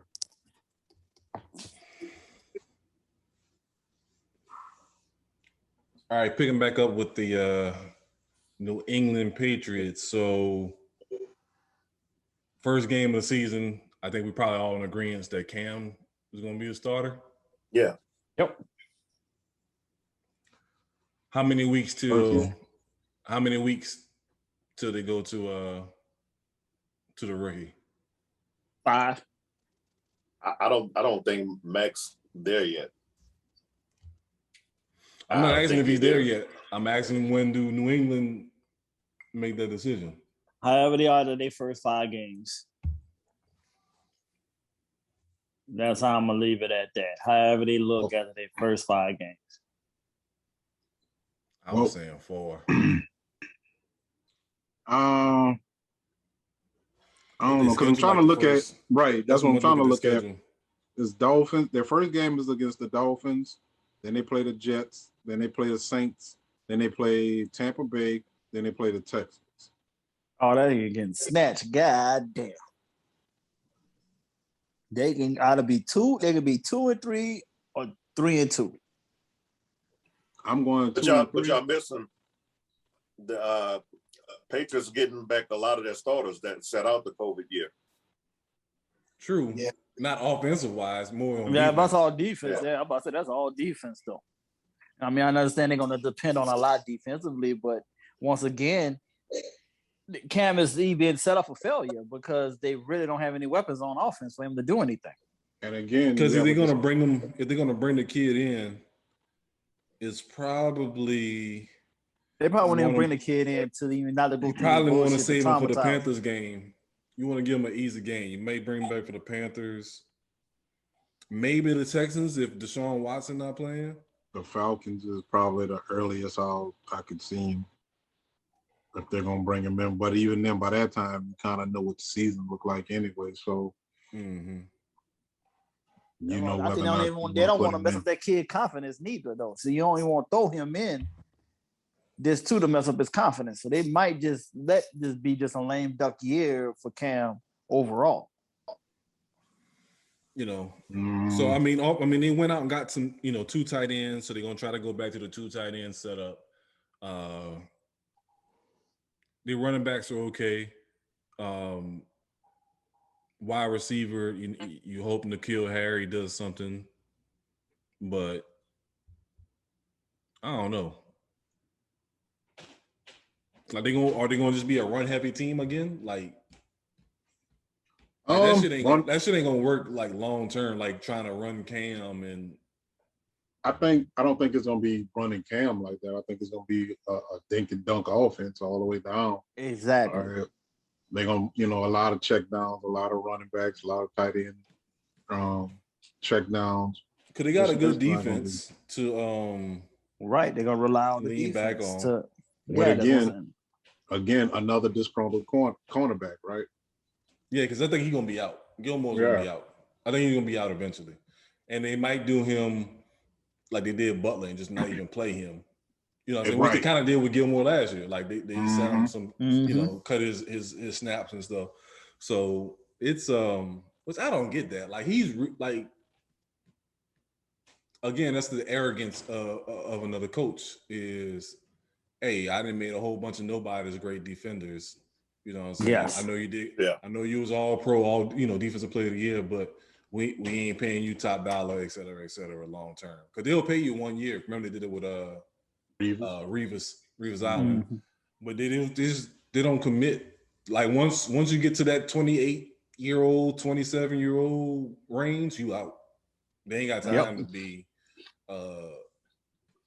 trying to straggle you along. So I don't know, man. I mean, I hope they can figure it out because they got names. Like I'm looking at their roster now. They got who gives a fuck about New England? We don't try to need them motherfuckers to figure shit out. Tuck rule bastards. No.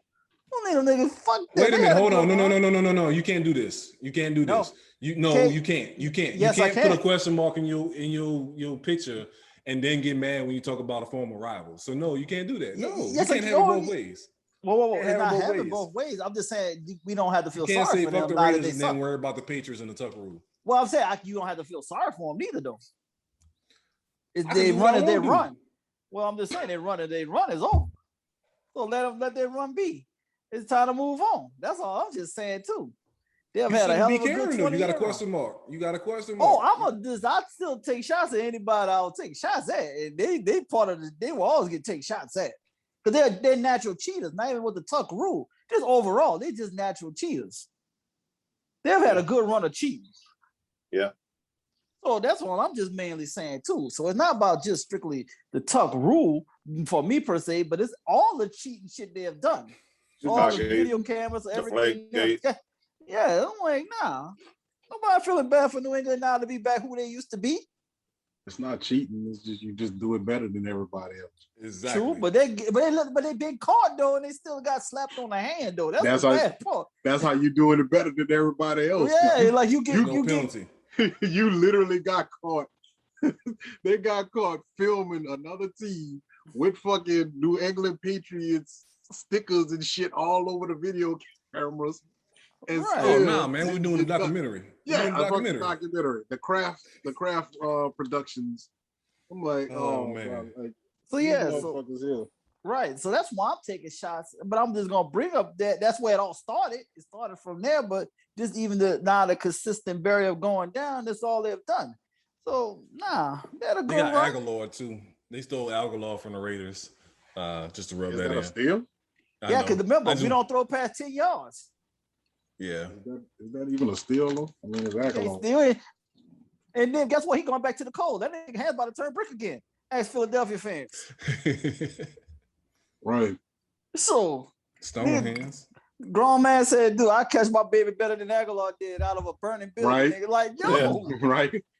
Like, and then those unlike Aguilar. Exactly. Like, yo, you just still be able to just save the whole part, but you had enough time to take a shot at another player of your team and let you know the pure disgust you have for somebody. Oh man, Philadelphia fans, man. Cold world. Exactly. Cold world. Snowball, that's Santa Claus. Batteries in them. With batteries and snow. Batteries and snow. Niggas sneaking batteries into the stadium. Just that's all time low. But different kind of energy. So this is crazy to say. So going to the Bills, as this being the Bills division, you haven't said that in a while. It's their division to lose. Josh Allen just signed an extension. Got that paper. I mean, there's no reason for them to to not win this division by a strong 4 games. Like easily. Like True. This should be like no question. It should be like week 10. We know who the fucking division champ is. So that's my opinion on that. Yeah. Does the Josh Bills Lee, are gonna run away with it? Yeah. I was about to say that's what I want to get to. So you think the Allen does better, or does he fall back to the average as far as what he's been in versus last year? So I'll subscribe to your international basketball theory and say the Bills are the most complete team in terms of continuity, being, actually being a team. Like they know what they have, an identity. They know who they are. They know what they're gonna do. You just need to throw them a ball and let them go out there and play. At this point, everybody else, you don't know what you're getting with Miami. You don't know what you're getting with New England. You damn sure don't know what you're getting out of the Jets. Well, you know what you're getting from the Jets. It's just it's clearly not good. It ain't good. It ain't good. That's all. Look. The other two, they can go either way. Yeah, they can go either way. But we know just back in the top 5 automatically. We know where they at. So I think the Bills kind of run away with it. I mean, unless Bill Parcells can pull something else out of his ass, I don't see nothing else. Belichick, I'm sorry. Yeah. Unless Belichick can pull something else out of his ass, I don't really see. I don't see New England making too much noise. I mean, I just don't see. Again, I know they got the defensive back. Yeah, they check all the boxes. When you go quarterback, you got a top 10 quarterback. You go running backs, maybe not top 10, but they got maybe. I mean, because it's by committee kind of, so they grade a running back. You go defense, you go cornerback. They got a top 10 corner. They got a top 10 defensive line. So like they legit all the way through, and then you got the personality of Allen trying to truck stick linebackers. Right. That's why I think they can give KC a run for their money a little bit. They got to be physical. Right. That's exactly. They got to play physical against KC. As KC gonna play finesse, they just got to play that hard that hard nosed football, and energy could kind of throw KC off. I mean, on paper, Dipset look better. Oh, you're right. True. Remember that. Remember performance. You're right. Performance. Performance does. Yeah. So that's a great point. Like it looks good, but are you going to execute? You're right. So I don't know. That's the thing. That's what I'm saying. Buffalo seems to be the one that has it together more in terms of what they want to do, what the direction that they're going. So, they're the two consistent teams in the AFC. Yeah, KC and then Buffalo. They're the two consistent. You know that they've had this gel together for these last couple of years. So I don't know. Yeah, it's gonna be tough, but we can bring Thurman Thomas out, wave to the crowd or something. Get Don BB ain't doing nothing. Lofton. Right. Yeah. You know what I'm saying? So it's break a few tables. Oh man. What's your boy name? Benny the Butcher. Get Benny the Butcher. Yeah. All right. It's Griselda, bitch. Oh, that is it. So it's like I said, the Patriots is the only hope. I think the Dolphins might be able to sneak into the playoffs, but as far as competing in the division, it's Bills by far. Mm-hmm. Yeah, that's pretty easy. Mm-hmm. But right, you never know. Somebody might have an outstanding player like a Waller or something that just comes out of nowhere and then changes your whole team. It could happen. Yeah, I guess. No comment. Not happening, man. I don't know what to do, man. Lorraine, we got to get Lorraine on the podcast to give him some hope and some cheer about these Raiders. Hey man, I ain't sitting here lying to myself. That's all I'm saying. Oh man, I'm a realistic. I'm a realist. Fuck all that shit. I call it like I see it, G. We all fucked up. That's all I can tell you. It's all fucked up. Man. Moving on. Last division we'll cover today, NFC North. This division had, one of the teams had a lot of drama with their quarterback. But let's start from the projected bottom, the Lions. What do you got? Jared Goff. Yeah. Jared Goff at quarterback. They're going to reemerge as one of the top seeds. I ain't gonna say top. I think they're gonna be in the middle of the pack. Did you say reemerge? Because they'd have to be up there before. Right. You got someone say reemerge mean you did it before. It just say emerge. Hey, when it comes to the Lions, I feel like they used to be the Saints a long time ago. They can never get right. They can never get right. You never know. Golf could be that Drew Brees. I mean, it's possible. I mean, again, he's a Super Bowl quarterback. That's one thing we don't want to sleep on. It's like he did get to the Super Bowl. He did. Yes. No. Hey, y'all didn't think Drew Brees was gonna be Drew Brees. Goddamn, cut that shit out. I wanted Dante Culpepper. Hold up. Will you call Rex Grossman a Super Bowl quarterback? Yes, I will. I will call Joe Flacco one as well. What Joe Flacco got MVP? What you talking about? Man, wait, Flacco sucked though. Whoa, now that is nothing beside yourself. Now he had a magical moment that night. He just had a magical 4-hour day. That's all that was. We ain't do nothing ever since. Let's just relax now. But and okay, a magical season too. Flacco. I'll tell you this. I will call him a Super Bowl quarterback because how many great teams has there been when you look at the quarterback and you say, just don't fuck this up, and they fuck it up. Exactly. For example, Garoppolo. Oh, the king fuck up right now. Nah, I put that on what's his name? Shanahan. The coach. Yeah, Shanahan. He's done that twice now.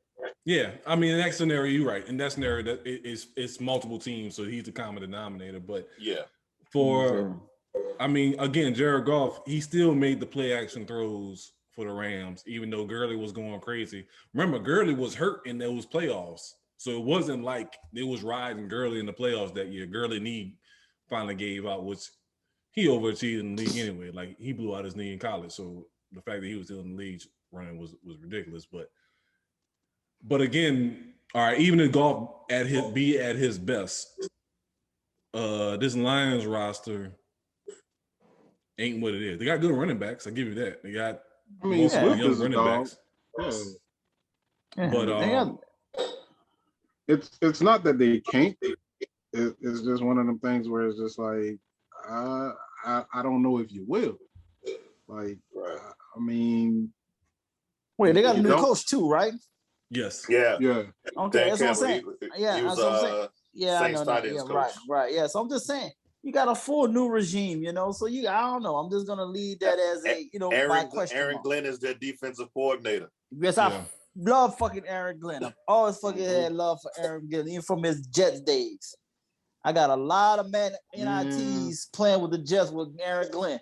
So I got nothing but love for him. But I'm just saying, it's still it's building it. It's still Detroit. It's building. Right, it's still Detroit. It's still Detroit. Like true, but that's what I'm saying. But I think they at least they try for once.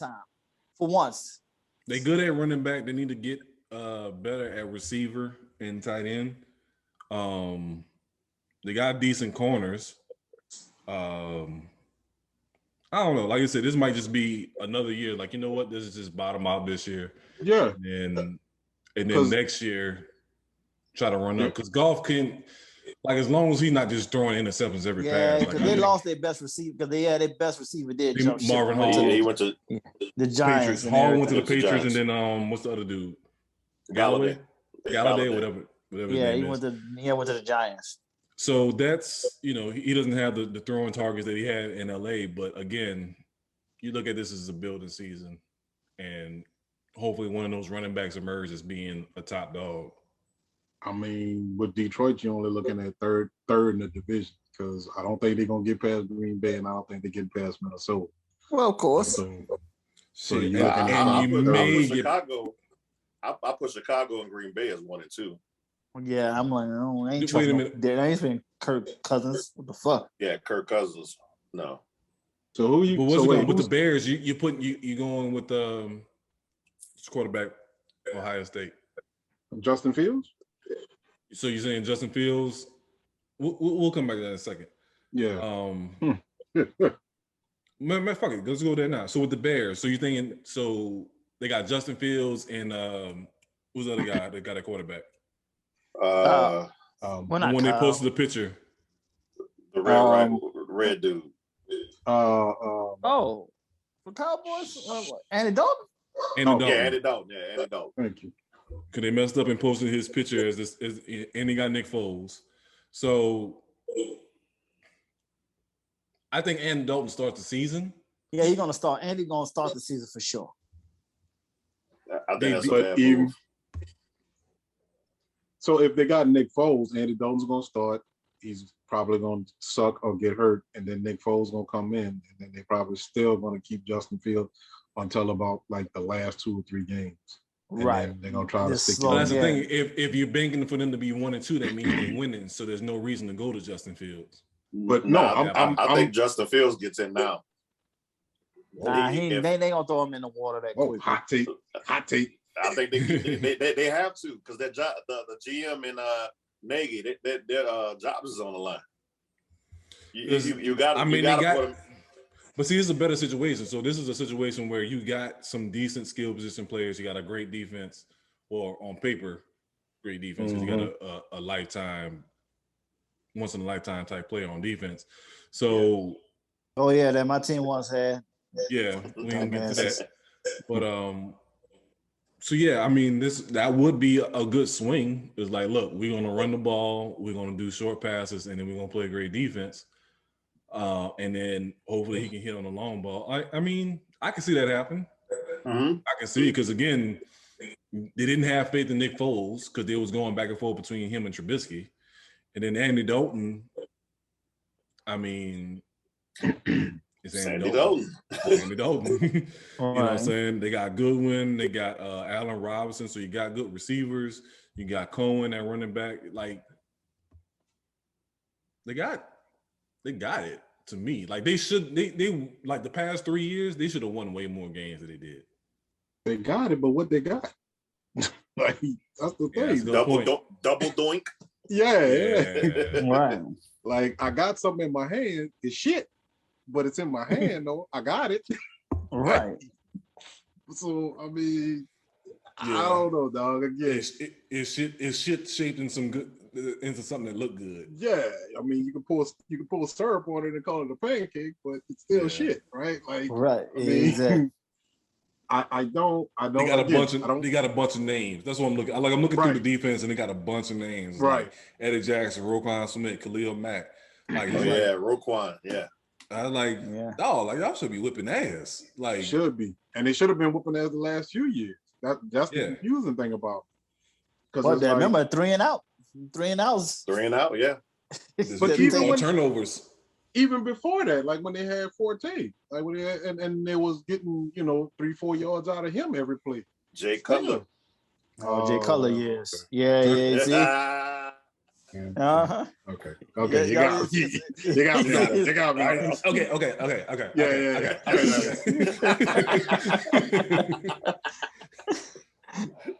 Yeah, but it's a catch. It's always a catch with Chicago too, man. That's what why I was saying earlier, like you're saying, you got a stacked ass team. Is like a quarterback. Don't fuck it up. Here, I'm Jay Cutler. I'm gonna fuck it up. Like, exactly. Hold my beer. Like, look. I don't know, man. I don't know. Like I said, I can't see them they past fucking Minnesota. stacked. That's what I'm saying. And they should be. Go with the kid. Yeah. Go with the kid. Might as well. Shit up, man. Baptize him. Yeah. Yeah. I mean, that's a good call. Yeah, man, that's a good call. Hey, matter of fact, shit, on my Madden league, I might be looking to switch to them. I mean, that makes sense. Go on, if you can go guns blazing. Yeah. Yeah.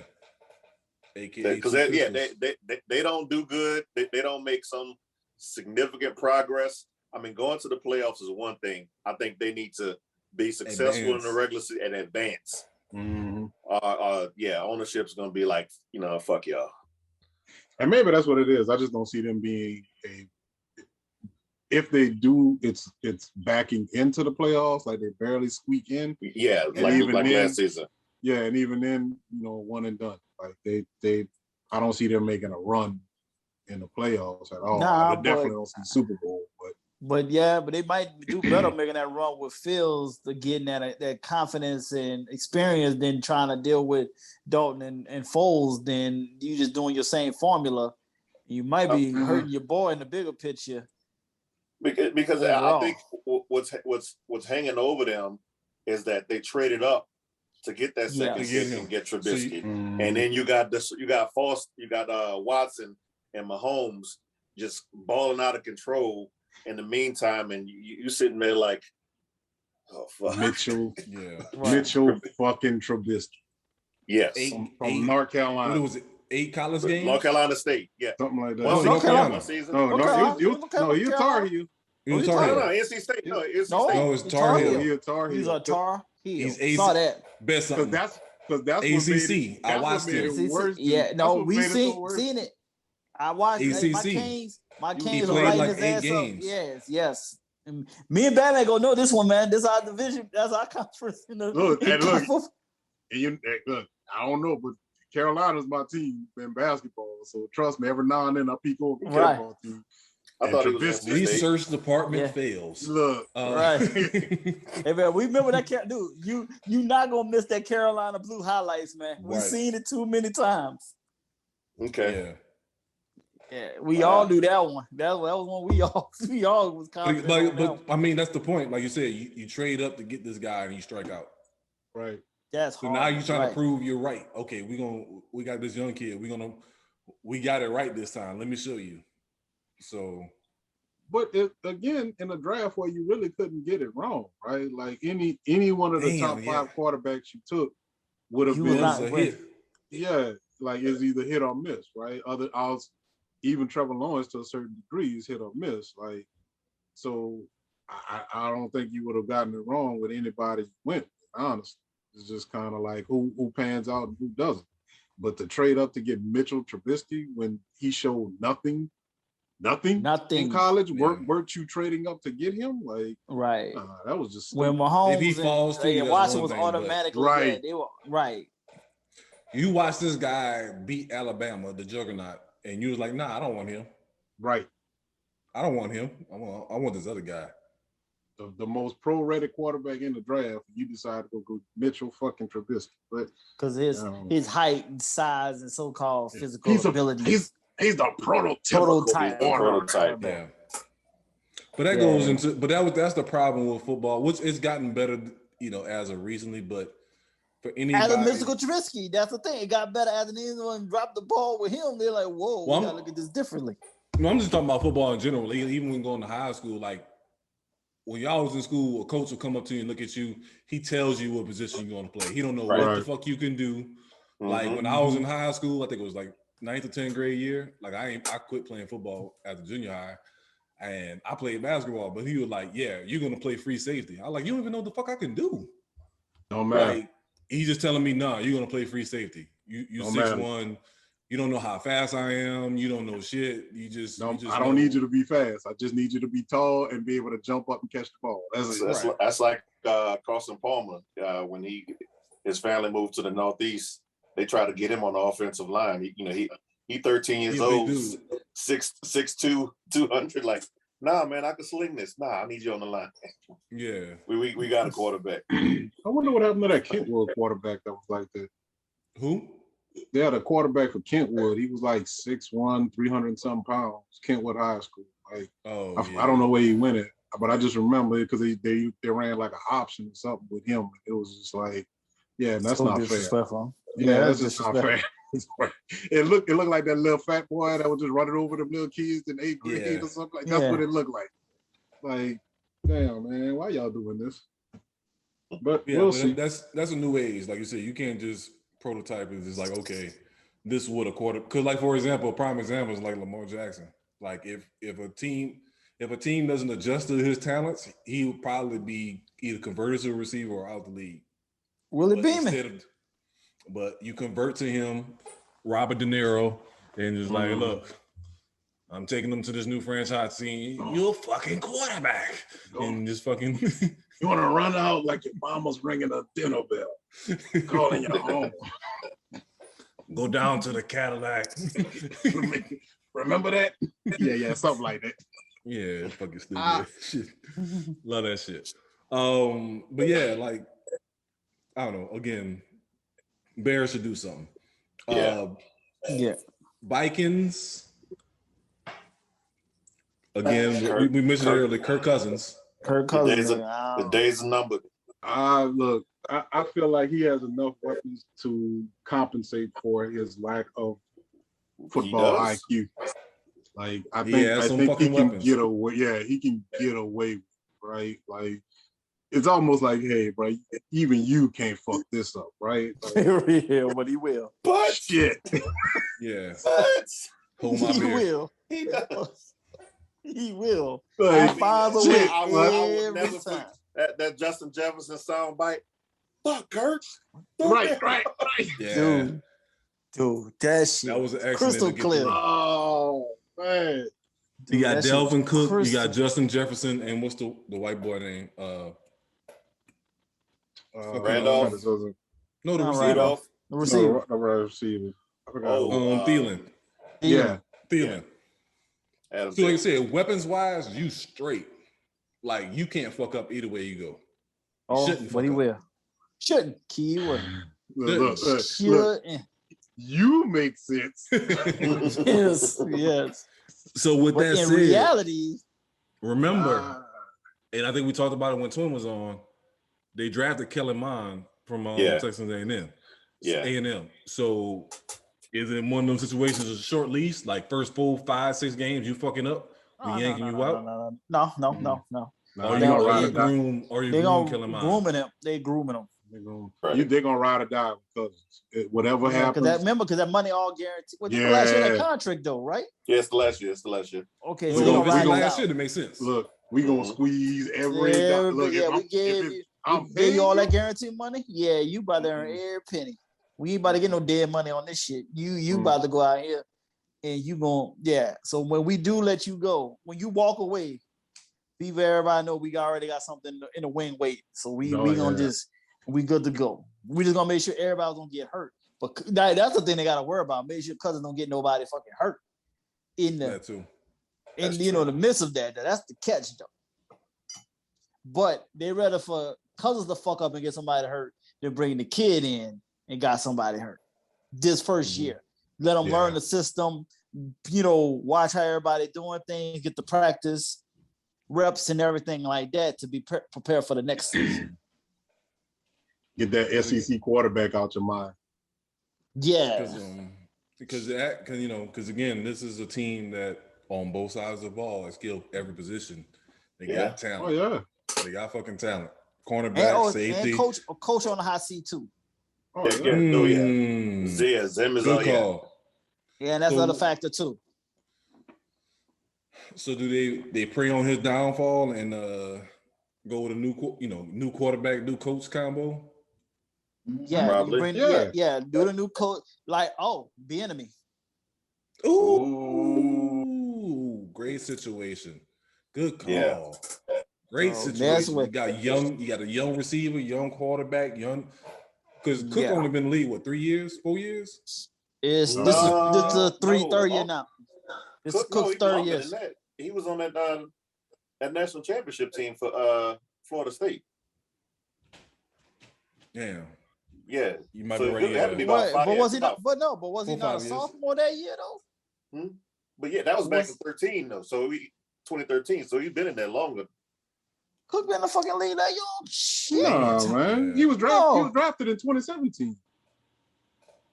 I remember him being on that.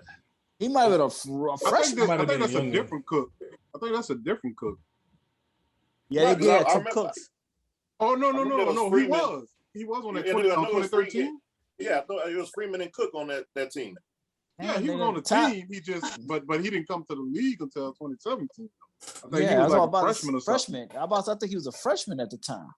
Okay. But he didn't get drafted until 2017. So that's why I said. This had to be his fourth. This is his fourth year.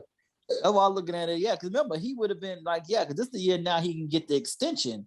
Yeah, that's why. And remember, it's always a 5-year deal. Yeah, it's always Remember, it's 5 years. You know what? He came in the same time as Kamara, that same year. Yeah. But see, Kamara was there to get his a year earlier because he was in the third round. Yeah. Yeah, Cook is still on his rookie deal. He was drafted early. So, Right. so again, like I said, they set up nice, man. Like I think they got like the feast of famine type of situation. They can win a division and they can also bottom out. Yeah. Yeah. Which is fucking crazy with all that talent that they got. I don't think they'll bottom out. I think they still stay in the middle of the pack, but they're not gonna go further than what they should go because of Cousins. They're gonna win just enough games to not get a high enough draft pick to make a difference. To make a right. Yeah. That's good. But looking at the team, what do they get as a draft pick though? Because they got pretty much everything. Like you go defense or offensive lineman or something. But like you can always improve. So, I mean, it's football. It's a lot of positions. That's a good point. Yeah. So he did get a new deal. He did 5 years, $63 million. Cook. Oh, yeah. Oh, okay. Got that bread. So yeah, they like I said, it's a great team, great talent. It's like I said, the quarterback gotta pull through, whether they go with the vet or you choose to go with the youngster. You know what I'm saying? Again, he'll be that the mobile quarterback. That's going to be the thing that you got to have going forward is somebody can do both. Athletic quarterback. Athletic. That's the new word. That's the new trigger word. That's not mobile. Athletic quarterback. Makes it sound good. Makes saying that he can actually throw and run. That's why they want to say athletic, because he can actually throw the ball also. Mm-hmm. But see that and that's the thing. I don't understand why people was laughing at that Jameis Winston video. Like, yes, so that was what I was saying too. Like he's doing something that most quarterbacks can't do, period, or won't even attempt to do. But then two, Jameis Winston has never been thought of as a mobile quarterback. Like, at all. I forgot who it was. I can't think of the lady's name, but she's on Highly Questionable. But she was talking about you could tell like the reporters who were like leaning real hard into racial stereotypes, referring to Jameis Winston as a dual threat quarterback. Like clearly you just calling him a dual threat because he's black. That's it. Because nobody's seen this big ass no runner. And they have he from Alabama, god damn it. Niggas ain't mobile 2.0. Like that's it. Carry me down the field. And that's and Leftwich should come and slap you for even giving him that. Then Leftwich like, God damn, I know I'm better than this here. But on the mobile side, I get it though. I get on the mobile side, but let's take another break. We'll come back with the Packers. All right. Man, we know some people ain't shit in these streets, boy. They take all kind of shots. God damn. Hey, man, fit right in. Yeah, I see. Hey, man. Who else you gonna put but Bull Jackson? It's Tech Mobile. Come on, man. Fucking legend. That's the reason why. That's why I took the team. That's why I took on the team. Jerry Rice. It's because of him. Payton, Jerry Rice. Yeah, that was fucking Tony Dorsett. I was living in Inglewood at the time when Tecmo Bowl came out, so it was just called Destiny. Now Destiny has failed me. Yeah, you like fuck Destiny. That's what you pretty much saying. Hey man, I'm like Anakin right now, nigga. I'm Anakin. All right, with no legs. Let's leave them rails alone. Exactly. Mister, I got the high ground. Fuck it. So staying with NFC North. So the Packers, Aaron Rodgers was the drama all off season. He shows up to camp, disgruntled, but he shows up against Cobb. No, Green Bay made him the gruntled. Remember that now. Y'all reverse that. Yeah. Green Bay made him. Yeah, that's a good point. He said I ain't say shit. Right. Yeah. I ain't say shit. I was out here playing golf. I ain't drive a quarterback and then tell me. Mm-hmm. I'm just trying to smash my fiance and go to Hawaii and shit or wherever he was at on well, at the time, now he's single again. So, that nigga he dropped a girl? He dropped her? Who? Or she dropped him? Shailene Woodley. Wait, oh shit, that is the new one, right? I think she's safe. She's safe. My bad. I keep saying this nigga changed up so quickly, nigga. He switches so quickly and swiftly. Yeah. Damn. I guess me and him want so much alike. I think this one is real. He the only one he ever shouted out. Oh, Right. he getting his Derek Jeter on right now? Mm-hmm. Yeah. Yeah, because he's like, he getting out there caught by the paparazzi and shit like that. Yeah, before her, it was Danica Patrick. That's what I was thinking about Danica, honestly. I forgot about it. Danica was gone before in it. Damn, that nigga quick and swift. But then, but the one I felt, because his family stopped talking to him when he stopped messing with Olivia Munn. I was like, damn, she couldn't make it work with her. Nah. Hey, man, he might have seen some things we don't know. And remember, he don't like his family as is, baby. Yeah. That's why she didn't make it, because the family liked her. You know, he don't rock with his family as is. Yeah, like, fuck that. They like her? Okay, something wrong with her. Exactly. You fitting in too much with them. I got to get rid of you. Yeah, exactly. Because I've done told you how they move and they do things, and you friends with them? Yeah, I can't trust you. Because I remember they were together at the Final Four when Wisconsin played Duke. Yeah. That time. They was all up there. Yeah. So the Packers, so like this they're gonna win it. I'm about to say this is my pick. I mean, that's why I saved them for last. Like, this is division. Again, should be by far. But long term, like I was saying, Aaron Rodgers want to be out next year. Like, they're gonna go from winning the division to being a top 3-5 pick, just like that. Yeah. They say Jordan Love is nowhere near being there. Well, let them find on their own and suck too, goddamn it. How about that? Yeah. Once again, they were working their favor to get a top 5 talent, but right. Be another quarterback. Because if Jordan Love ain't the guy, you really fucked up. Well, yeah, that's why I'm being a voice of reason. No, but I'm saying, I think, I mean, let's be realistic. When Aaron Rodgers was sitting on the bench or whatever, we said the same thing about him too. So, I mean, like, granted or whatever, once. I ain't really said that about Aaron. No, I knew Aaron was the guy. I seen him come off the bench for Cal, and when he threw his first pass, and the dude dropped it because he threw it too hard and hit his chest, and that shit sounded off on TV, I was like, he got something. So I knew from jump with him that he was special. But I get what you're saying. Like, you don't know because you ain't seen him yet. But no, it was out of him and Alex Smith, because what's his name? McCarthy told him that he was the OC for San Francisco at the time, that they were going to go with Aaron, and then they wound up picking Alex Smith. So you could have went either or. But the problem is you didn't have to go either or, because you still had Brett Favre there, who was still playing at a high level. So but you didn't know he was coming back or not. Yeah, you really didn't need to. But I mean, again, the same thing with Aaron Rodgers. You take Jordan Love, but you didn't really need. Clearly, you didn't need to, because they moved up to get him. Yeah, moved up to get him. At least with Aaron Rodgers, he was just having to be there at that pick. Exactly. But that's a difference. But the thing with the difference between Aaron Rodgers and Brett Favre, though, Brett Favre, it was always up in the air whether if he's gonna be back or not. Aaron Rodgers like, I ain't going nowhere. What the fuck y'all doing? Yeah. What you getting this motherfucker for? Right. I am your future. Shut the fuck. Right. You see how long like he's Brady and Breezes in this game, and I'm like, I still at least got another good 3. I feel like I got at least another good 3 to 4 years in me. Yeah. Why is we doing? And why y'all moving up to go get this cat?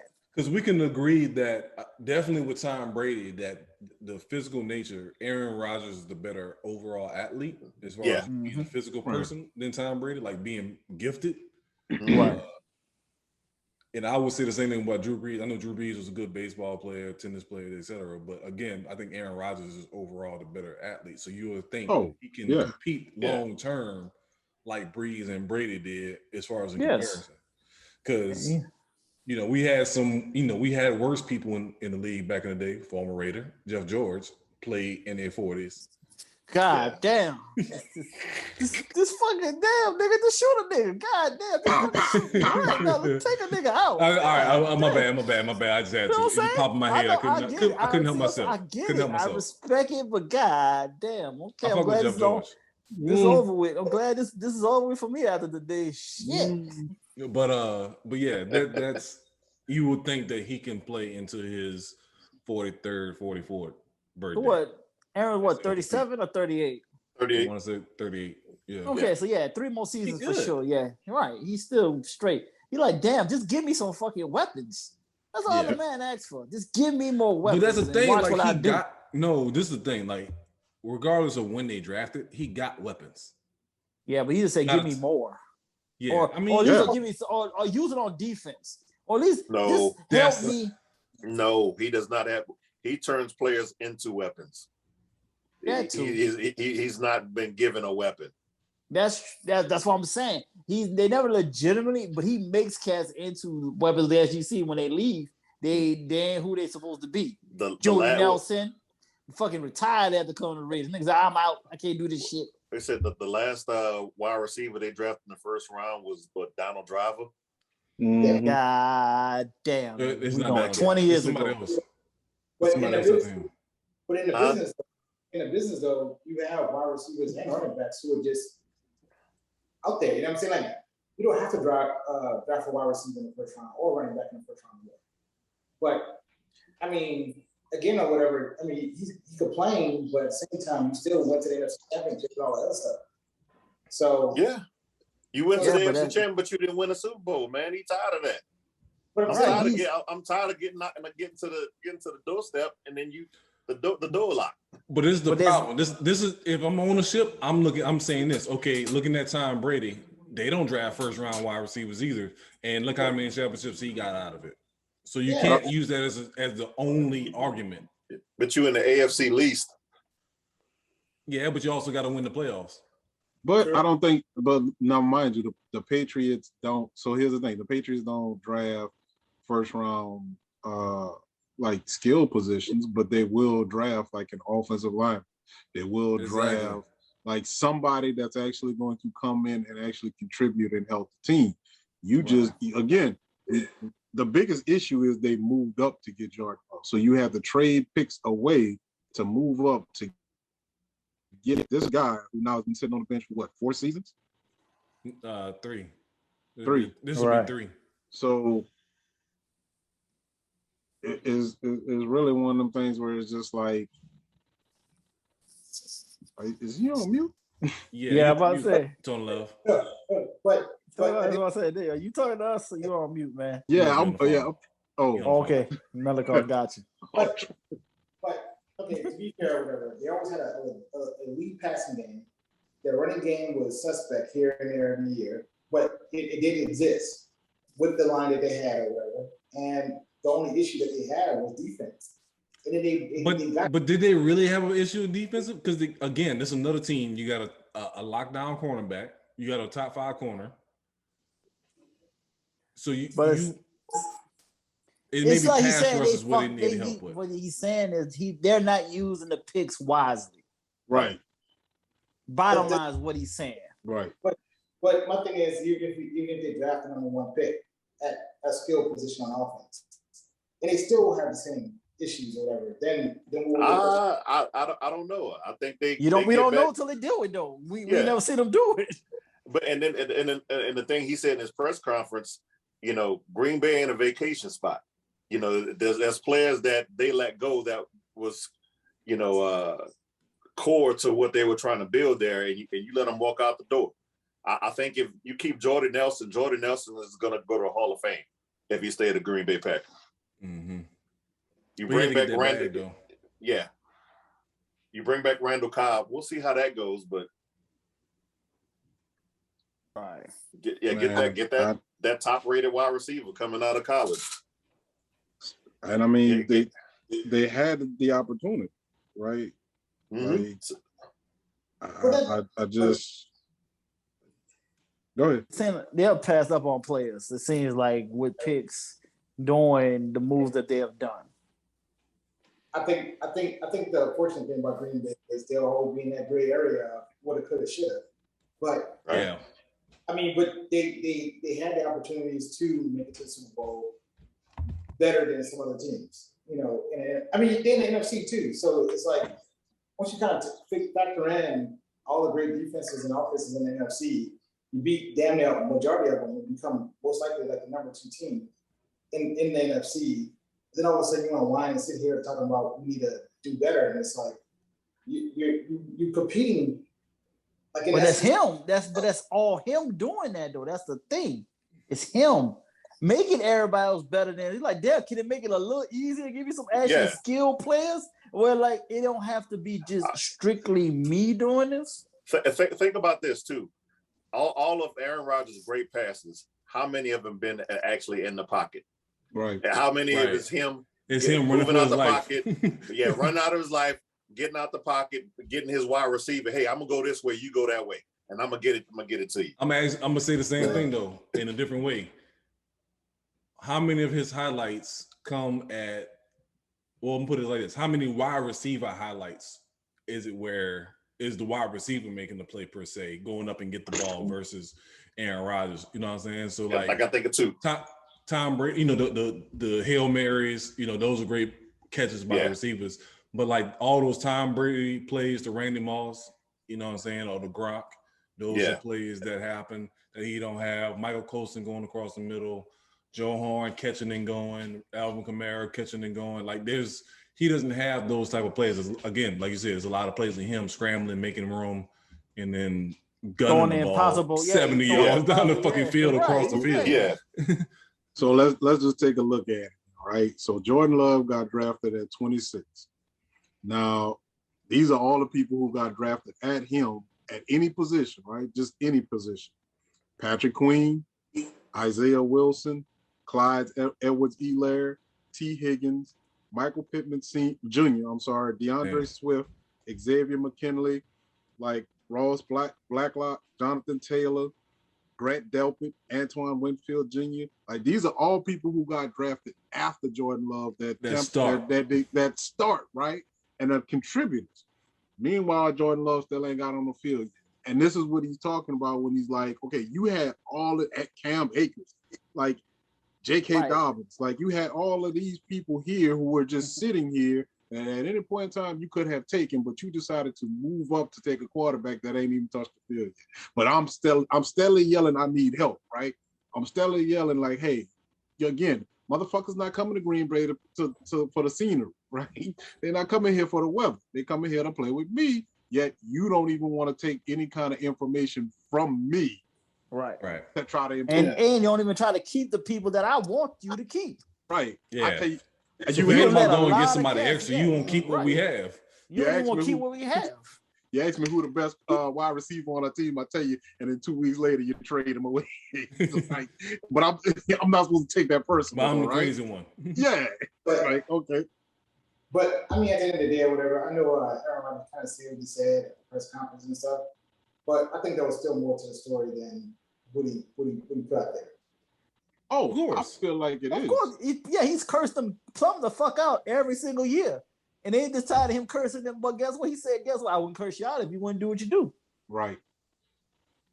Yeah, how about that? You put me in a position to have to curse you out every year because you keep going behind my back doing shitty shit. But look, I just fucking won the MVP last year at fucking 37 years old, but I don't know what the fuck I'm talking about. I beat you because I love you. Like, damn. I got off the narcotic. Yeah. So, like, what more you want? So it's like, nah, I think this relationship between these two have always been rocky. It's always been shaky. But then they know, remember now, they publicly owned. That's the problem. So, and that's the other problem too. For some reason, it's like they have this arrogance about themselves as a publicly owned company. They got a lot of arrogance, and they just feel like, oh, we the people. So whatever the people want here in Green Bay is what we're gonna give to the people. Yeah, they're a company that's that's always looking to the future, but never in the moment, never not realizing what they have right then and there. If we win a Super Bowl, we win it. That's great. Right. That's because again, you don't really have like an owner for say that feels driven to want to get it. Because fans, like I said, so like for us, we're cool with the Saints being relevant. Some of us, let me say that. Some of us who remember the Bagheads, the Aints, we're cool with just them even discussing the Saints on Sports Center now, right? Like, because that shit didn't exist back in the 80s and 90s. So when fans are basically in charge, all you have to do is just get them excited enough to get you to the next year, and they'll be cool. Yeah. And that's honestly what Jordan and the Love trophy was. named after their head coach that started all also, this, and that don't also, I think the number one thing that adds to their arrogance is that they have a 30-year waiting list for season tickets. Yeah. When you know you're 30 years out, your money's good 30 years down the line. Yeah. I mean, fuck you. In the fucking cold at the top of that. Yeah, in the cold. The stadium is in the middle of a neighborhood. Yeah. We So talked about last week. fans get to see you every day. My money's made 30 years in advance. So what I gotta listen to you for?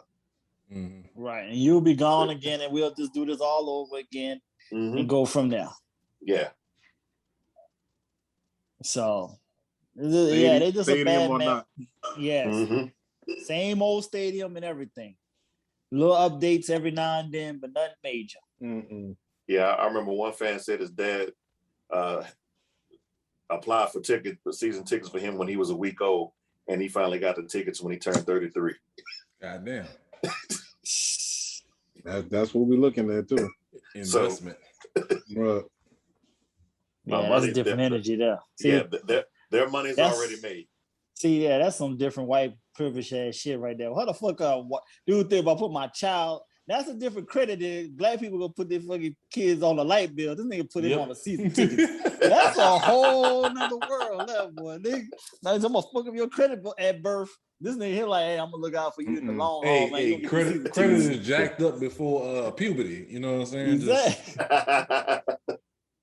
Season tickets. Must be nice. Different breed. I mean, shit. I don't know nothing about that because you can get Saints season tickets right now. So I don't know nothing about that. But I heard they boosted their tickets. Same thing with the Pelicans. The prices as far as season tickets. So yeah, you can get it because I know a couple people that say they gave theirs away. Because, especially for the Pelicans, it was like the team got worse and you doubling the price like that doesn't make any sense. You got a lot of nerves. Yeah, exactly. It's like, nigga, fuck y'all.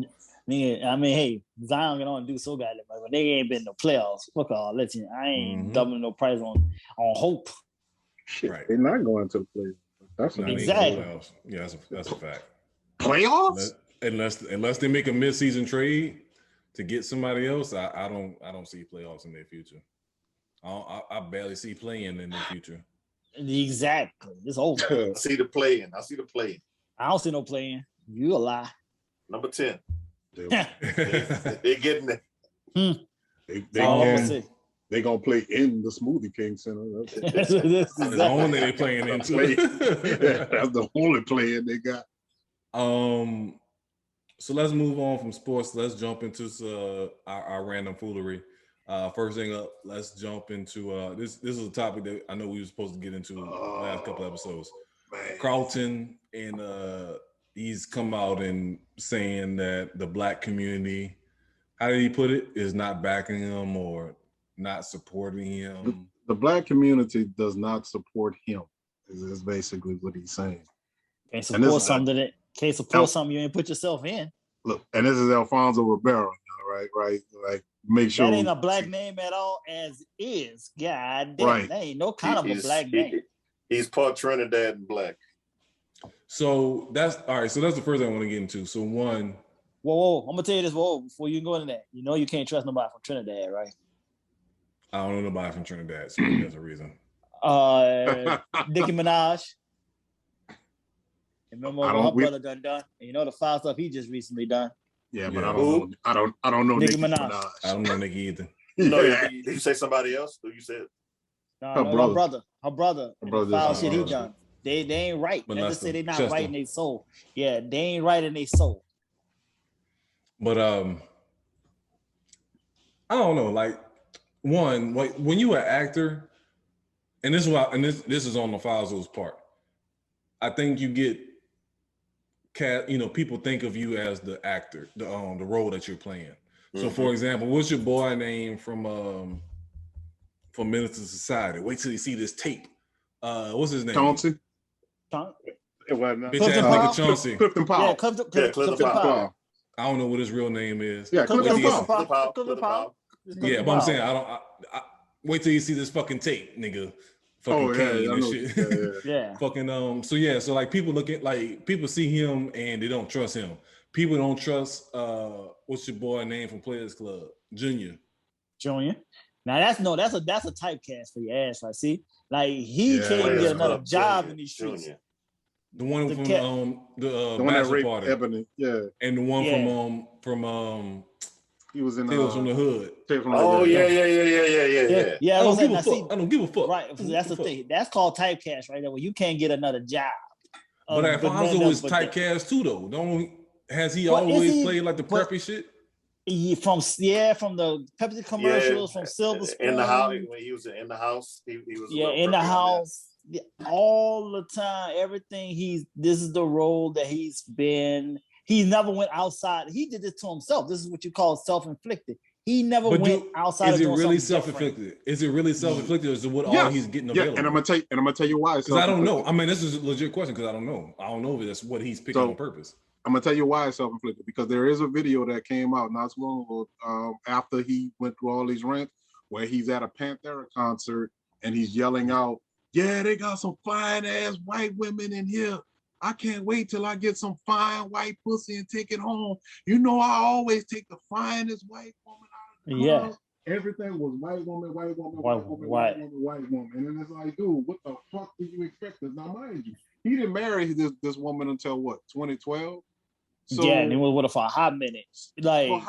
So, but what I'm saying is, you married her in 2012, but you're saying the black community doesn't support you because you married this white woman. You didn't marry her until 2012. We wasn't fucking with you in 2012 anyway. Before that, we wasn't fucking with you. But even then, like, we know you to be Carlton, dude. We know you to be dude from Silver Spoon. We know you to be old boy from In the House. We expect you to have. We know you from the dude at the Pepsi commercial dancing with Michael Jackson. We expect you to have a white woman, dude. Like, if anybody has a white woman, Carlton should have a white woman. So you're not saying. So for you to do this bullshit talking about we don't support you, yet you out here yelling about how you get all the white. Yeah, Gucci Kong. What's this shit? White woman and all this other shit, and you expect us to ride with you? No, fuck you, homie. And that's on the set. But I mean, so he's never done anything like he has not done anything remotely that's truly black. Overall, like I ain't take nothing. Type of other roles or anything. Period. That show him basically, unfortunately to say, he ain't done no nigga roles. Well, at all. I'm gonna say, go ahead, Raheem. To be fair, why we don't identify his personality as black? I mean, he is who he is, right? So when we know, I mean, I pretty much more than sure we know somebody who else is like that in general, right? They raised up black, they're raised in a good setting, probably in a predominantly mixed neighborhood. You know what I'm saying? And it is what it is. So. I mean, at the end of the day or whatever, you know what I'm saying? It's kind of like a situation where, career-wise or whatever, he could have probably picked better roles, you know what I'm saying? To kind of diversify his personality and stuff. I mean, because even, what's your boy name? That comedian who, I keep forgetting his name, but once he started doing once he saw cursing and started doing like a little bit dark comedy, what's his name? Wayne Brady? Yeah, Wayne Brady or whatever. Yeah, nigga, Chappelle Show. Oh, son, this Wayne Brady and this bitch. Nigga, that's where you gotta do something. You gotta show your nigga side. But that's what I'm saying. Even Braxton was in Original Gangsters, right? Yes. Exactly. It wasn't convincing, but he tried to play like a role that black people could This is my thing. So this is my thing for Carlton. I don't know if any of y'all had this situation happen. Have y'all ever had a chick, because I had this happen to me, come up to you and say, oh, it looked like you fuck with white girls. Like I was highly offended. Yeah, I got that before. Only thing similar to that was I remember I was in Florida getting a gift for she was my girlfriend at the time, Bridget, and the lady at the desk is like, I said, I want something with my girlfriend. Okay, is she white or black? And I'm like, she black. What's wrong with you? Yeah. So that was like my thing. It was like I was offended. Like I ain't never been to no white chicks. Hey, sir. Hey, sir, stop yelling at me with your shoulders. Exactly. So, like, to me, I kind of feel like if Carlton was put in that situation, he wouldn't even be offended. But dude, but still though, all these black movies, just think about all these, like, you know, basic all black cast movies and stuff. You trying to tell me not one of them he could have been in over the years, the low budget ones, because he act like he ain't been working and stuff. You trying to tell me none of these type of black movies that's been out over the years. All these fucking Lifetime and BET Christmas movies. And all these roles that kind of fit his situation. Right. Even the roles that fit him, he still ain't, because it might have been in a bigger situation movies. But I had a different take from it, though. I left all the movies and the roles and his character out of it. I left it. I looked at it as society, whereas, you know, he grew up, you know, probably in that mixed area, you know, that mixed neighborhood, that mixed friendships and all that. And so, what are you looking for if you've never been around, you know, influenced in the black community? Well, why are you expecting support? Yes, from it? Dude. Whoa, I'm gonna counter that. Gabrielle Union would live where? Omaha, Nebraska. You ain't talking about if you in a beyond they much black folks area. She spoke and about she frequently about the racism she dealt with. Yeah, right. She out here eating ass. But why you got on low, Jimmy, on your microphone. Why expect it? Well, why expect it? Like you said, with Gabrielle Union growing up, why is that something you expect that, you know, they're not supporting me when you were never in there? I wouldn't even be expecting. I wouldn't even be looking to, you know, that direction. I mean, I went to. You shouldn't even know it exists. Yeah, we've never been your market, like at all. Yeah, yes, we've never been your target. That's why we said this was a conscious decision. It's maybe an unconscious decision that he made to himself. And that's why I said this is self-inflicted. He did this to himself. We'll rock with you if we see you in something, but if you ain't in something for us to see, what you expecting us to do? Dude, you host America's Funniest Home Videos. We ain't watched that shit since Vine came out, right? Like, don't nobody watch that shit no more. You got YouTube. Hold on, Raheem, what you had? My bad. You researched something. Okay, so he is in a 2005 movie, All of Us, which is all black. With All of Us. Yeah. Who's in it though? That's a TV show, right? That was a TV show. Yeah, he was in Lisa Ray and that's a TV show. Yeah, but he probably did a cameo. Yeah, that was a cameo. Count. That's a TV. That I don't count it. That's once again TV show. We talking about all black movies. Like movie like with that 35 and Ticking that had like Kevin Hart, the Cold Party, you know, that like more than a Russ Parr. It was a Russ Parr movie. Let me see you in something like that. I ain't seen you in The Best Man 1 or 2. Right. Like, dude, like, you don't fuck with us. Why did I get married? Why did I get married? Or like none of that shit. Yeah, none of the two can play that, or like two can play this game type movies. Anything like it's a complete all black cast movie. You know, freaking How to Be a Player. Just anything of ignorance of like, but you ain't been in nothing. Nigga, you couldn't even get in Black Panther, and they had everybody. Right. So fuck. No, you don't fuck with us. We don't fuck with you, and we cool with that. We could have just left it at that. But to say this because you married a white woman. Will Smith didn't put you in no damn movies. That's a great point. So technically, he was part of Wild Wild West. I will say that. He was the director of Are We There Yet? Oh, the show? Yeah, he was a director of Meet the Browns. Also, he directed a couple of movies. I mean, black shows. Perry. Yeah, so he's done some directing then of black shows. He was a director of Eve. Remember that one? Yes, I remember Eve. Mm-hmm. Yeah. So man, what the fuck he crying for then? Because he don't have attention. he don't have a pair of Jordans named after him like Will Smith do.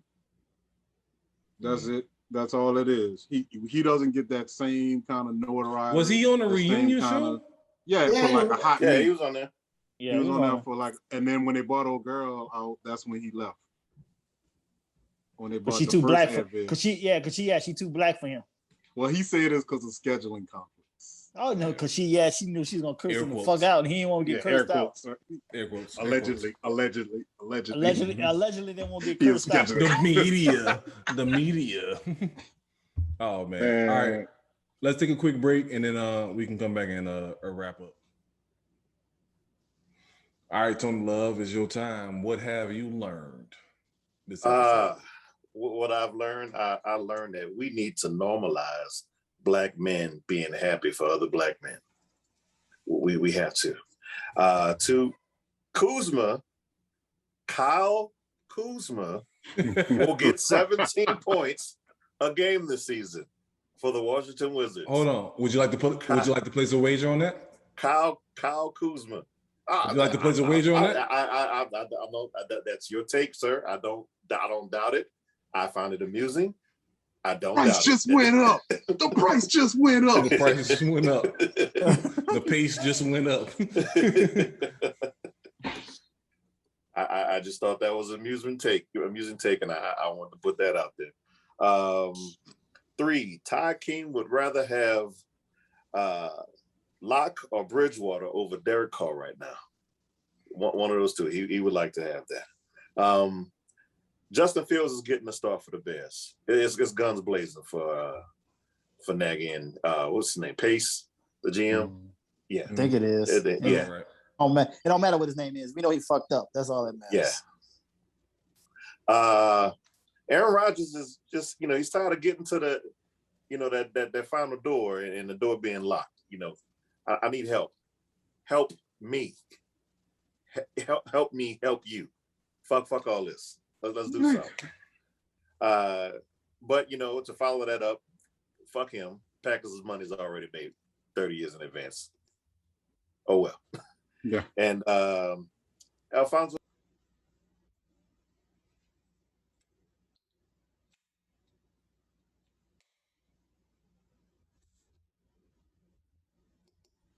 On the set, homie. That's all I got. Oh, that's it? Yeah, that's it. That's my fault. I was breaking up with these AirPods. So neck freeze. Neck freeze. No, not neck freeze. The neck battery dying. More like that. Still neck freeze, whatever. Yeah. All right, one ankle man. It's a strain, sir. Mm-hmm. All right, It's a strain. Gordon Hayward Jr. Little street clothes. Mm-hmm. Little street clothes, you know what I'm saying? Cut off sleeves. Before we go out, I wanted to, because we kind of talked about this with Alfonso. These new age kids growing up in 2-parent homes and nice neighborhoods with parks and Clarence. You talking about Clarence around here? You know what I'm saying? Thugging. You know what I'm saying? They game banging, war banging. I don't get it. Like, as far as how do you get in that personality when you live in a nice area? Hey, it's called blood. Like the blood in their system of their parents and they nigga tendencies are still kicking in. It can still happen. The money can't change it. Money sometimes can't change it. You can put your kids in the right environment, but it's about that bloodstream and generational foolery that's in your system. Like, if you have a household full of, unfortunately, you're a generation of niggas, and just because you the one nigga that became better, I don't mean it's out them kids. Like, Michael Irvin can't say nothing at all about all the shit he done. Ain't no way in the hell you Get the can nickel. kids to be. Raheem, what you got, Raheem? Well, the one thing I can say about saying, "Oh, that was the case," the situation doesn't necessarily mean that you're going to be successful. And then when I joined the military, just because you take whoever, when I say hood, I don't necessarily just mean blacks. I'm just talking about in general in regards to just whatever. You can take a person out of their environment, they can go off and see something different, and they can still wind up exactly.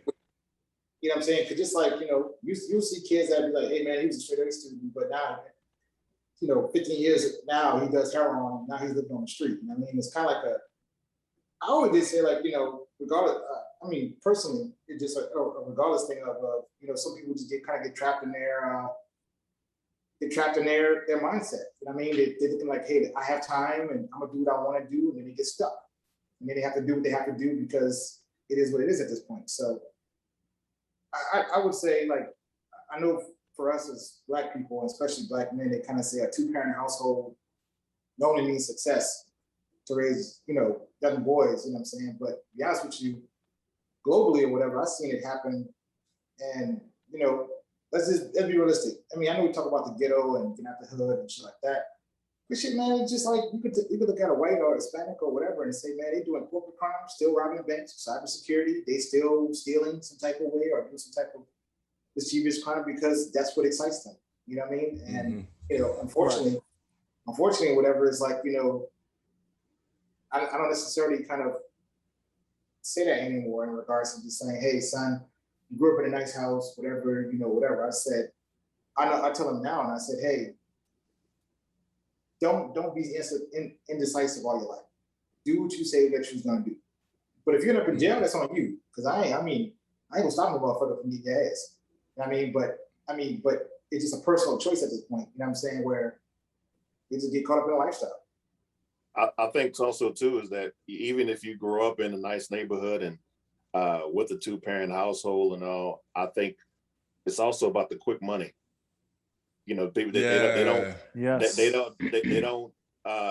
see what their parents, build and everything went through and to sustain that and everything. But fuck all that. That's a lot. I'd rather, get this quick money. I just want the results. The results. Everything is instant these days. Mm-hmm. That's all about this generation. They want everything instant, but they don't understand the price that comes with, because you know what, they don't see the consequences. Yeah. Until now it's too late. Like, well, we seen the consequences. We seen the good, we seen and the bad. Both sides. Yeah, we seen the good and the bad. They only strictly see the outcome, especially with everything on social media, all of this stuff. They only see the complete come up. They don't see the grind. They only see the good, and this is the downfall of why they're gonna die much younger than us, our generation. Yeah, that's all cool and everything, but nah, bro. Niggas do it for the bitches. Let's just be honest. Yeah, that's another factor too. Because that's another factor too. It's levels. Because if women didn't like people that went to jail or gangsters or drug dealers, or if that wasn't such an allure or an eye-catching thing, niggas wouldn't do it. And that's the only thing that is the motive, especially when they're that young. When you talking about like 15, 16, 17-year-old kids, everything that motivates a 15, 16-year-old boy has to do with pussy. Period. Yeah. And some of that girl that he don't see, right? He don't see with a gangster or whoever the drug dealer is in the neighborhood, and he like, yeah, I want that, so I need to do that. How can I do that to get that? And that's how it starts. Well, I mean, you mentioned about the money part. That's just a thing or whatever. If you just add some type of stability into it, I personally find it funny because when I went to Xavier my first year, like, damn man, everybody got a car in an apartment. How do I compete with that? You know what I'm saying? It's like, well, most people will be like, the easiest thing is to go find a quick hustle. You know what I mean? And then kind of get that up, whatever. But I mean, to be honest with you, whatever. I mean, that's the reason why I guess you would change the narrative of the story. It's like, hey, look, you'll get pussy just because you just had it. Like I had that 94 Chevy S10. It was red. I didn't think, I mean, people had nicer cars because everybody was driving Impalas and stuff. But because I had a ride, I still got pussy. Yeah. No, but see, that's the thing. This generation don't see it that way, though. They look into the extreme. They look into the extreme. They want the top of the top. They ain't in that in between stuff. Like we was cool being right in the middle. We knew we wasn't at the bottom. We knew we was at the top. But we knew how to just stay enough, and we had gift the gab or some form of charisma to still be cool. These kids don't have no personality. Remember, they taking everything we had from the 90s and they just retro and they buying the shit double the price than what we had. They have no originality. They have no thoughts, no nothing. Fanny packs and high top fades. Yes, it's taking back everything we have. There's no, get your number. Hey, what's your Instagram? Oh yeah. What's your right? They don't know how to talk to anybody. They figure you have to show. If you don't, basically, if they see it on video or you can show it right in front of them, you never did it. This is the show me era. Mm-hmm. I mean, but that just, do you blame that? I mean, like, do you blame that on the young boys who are trying to compete, or do you think it's just a generational fuck up where women that's 18 expecting niggas to have it all together? And generational fuck up. It's a little bit. It's a little bit of both. It's a little bit of both. Of everything. Yeah. Because again, those women that are young women that's looking to have the guy that has it all together at that young of age, that's a mirage as far as what they should be expecting. You know what I'm saying? For somebody that, because they looking for somebody, because basically what these women are looking for is like, sometimes the situation is like, you want to be 18 years old with the experience of a 30-year-old. They're looking for not the experience. Man. They're Shout out Kevin Samuels. The status. Kevin Samuels. Yes. High value man. They want a high value man at 22.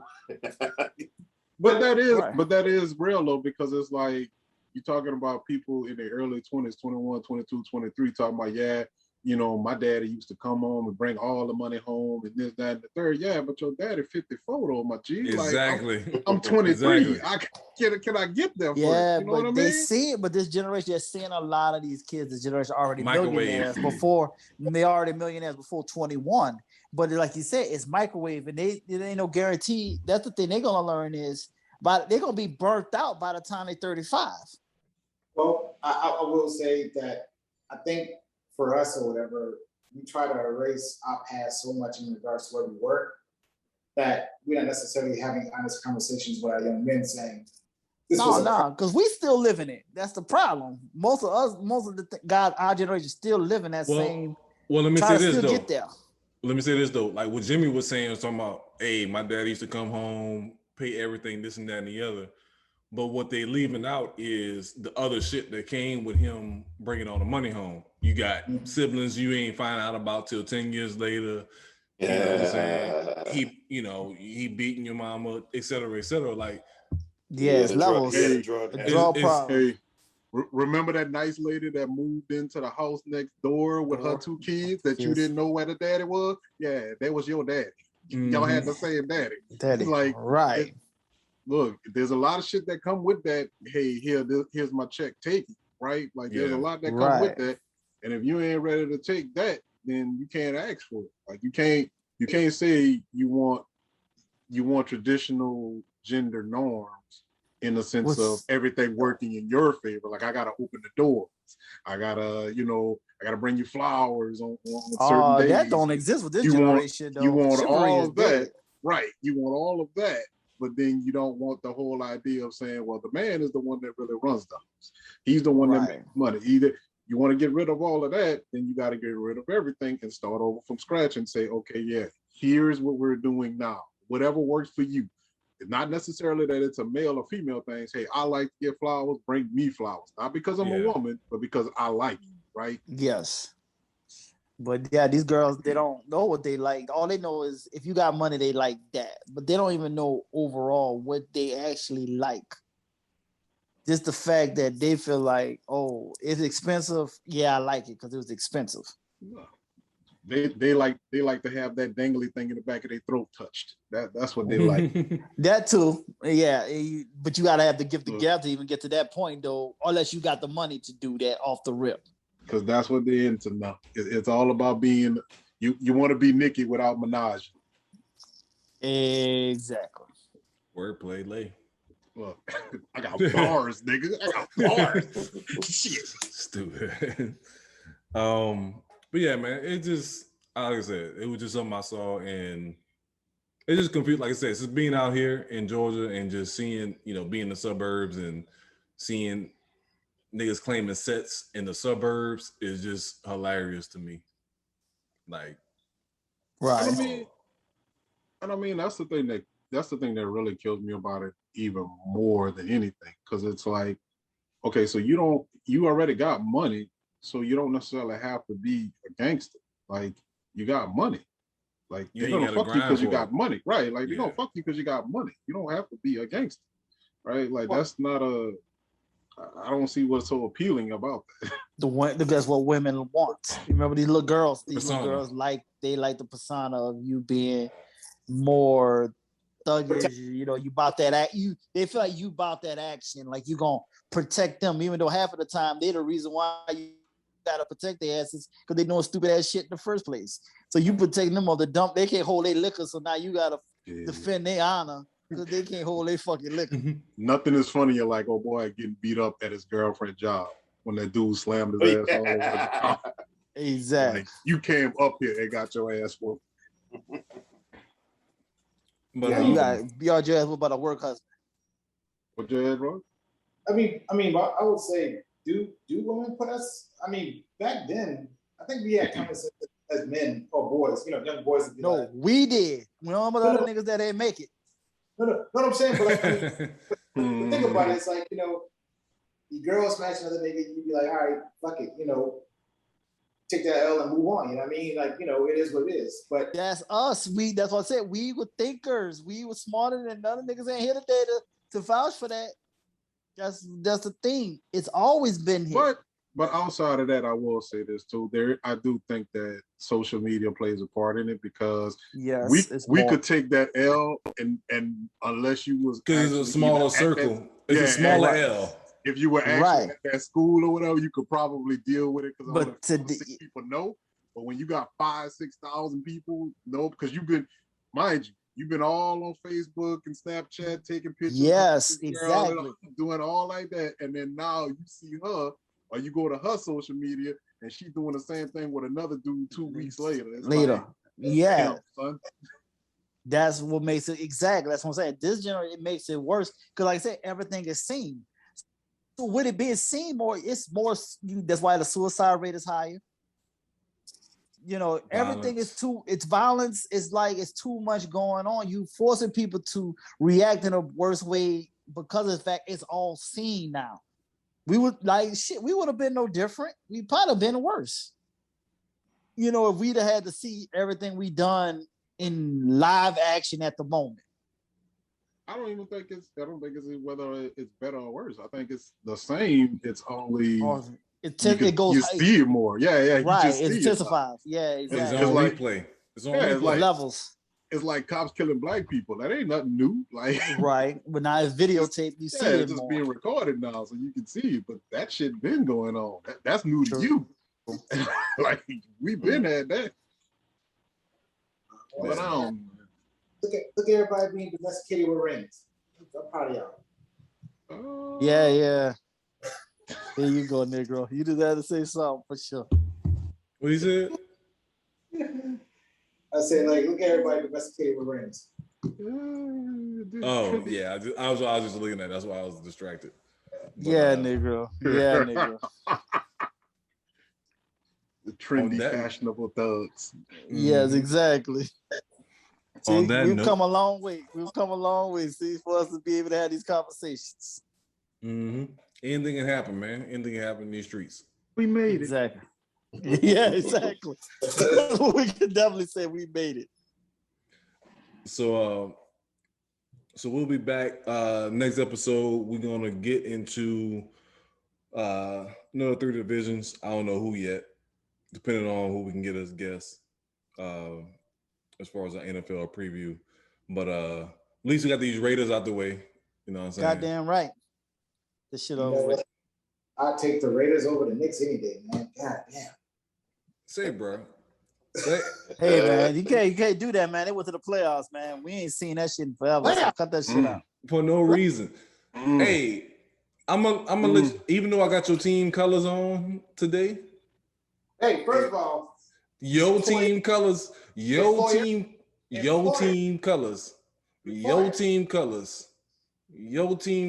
today. Yeah, you can't shit you can say. Yeah, ain't shit you can say on that. Although the Raiders did make it to the playoffs more recently before the Knicks prior to this season, so you know. Man, fuck all that. That shit don't count. Man, cut this shit out. Cause you got Jerry Jones' name on your check. Like you all this. Ain't nothing you can say. Right? You just gotta hold out. Because you bringing the Knicks in for no reason. The Knicks ain't did nothing to you. I do the Knicks thing every week when I'm on. Yes, but it ain't did nothing to you any way it goes. You know what I'm saying? Meanwhile, while you got the Larry Johnson part throwing up the L when we was kids, you know what I'm saying? You forget that so quickly. Thank you. And I loved it when Larry Johnson was on the court fucking up people. That's what I like. Grandmama. You know what I'm saying? My Knicks ain't do nothing to you, bro. They gave you the best time of your life, dog. They gave you a persona. They gave you a persona on the basketball court when you went to try to be a hooper. They couldn't beat the goddamn Bulls. That's what my problem.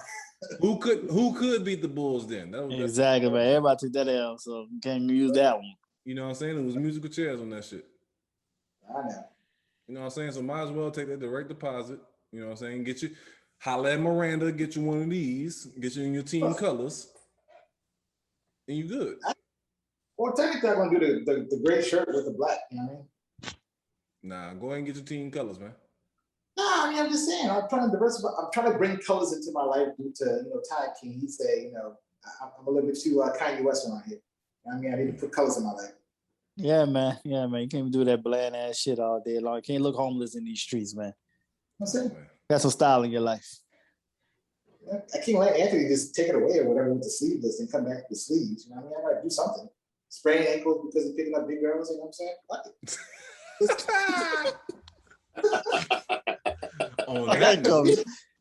On that note, before we get too crazy, all right, we'll be back. We'll continue with the NFL preview and whatever foolishness come along the way. Otherwise than that, go Knicks, go Raiders. If you're gonna pick up fat girls, please do your curls. Do your curls. Burnouts. Oh, Lord. Oh, wait. Hold on. Before we cut out, I want to say one thing.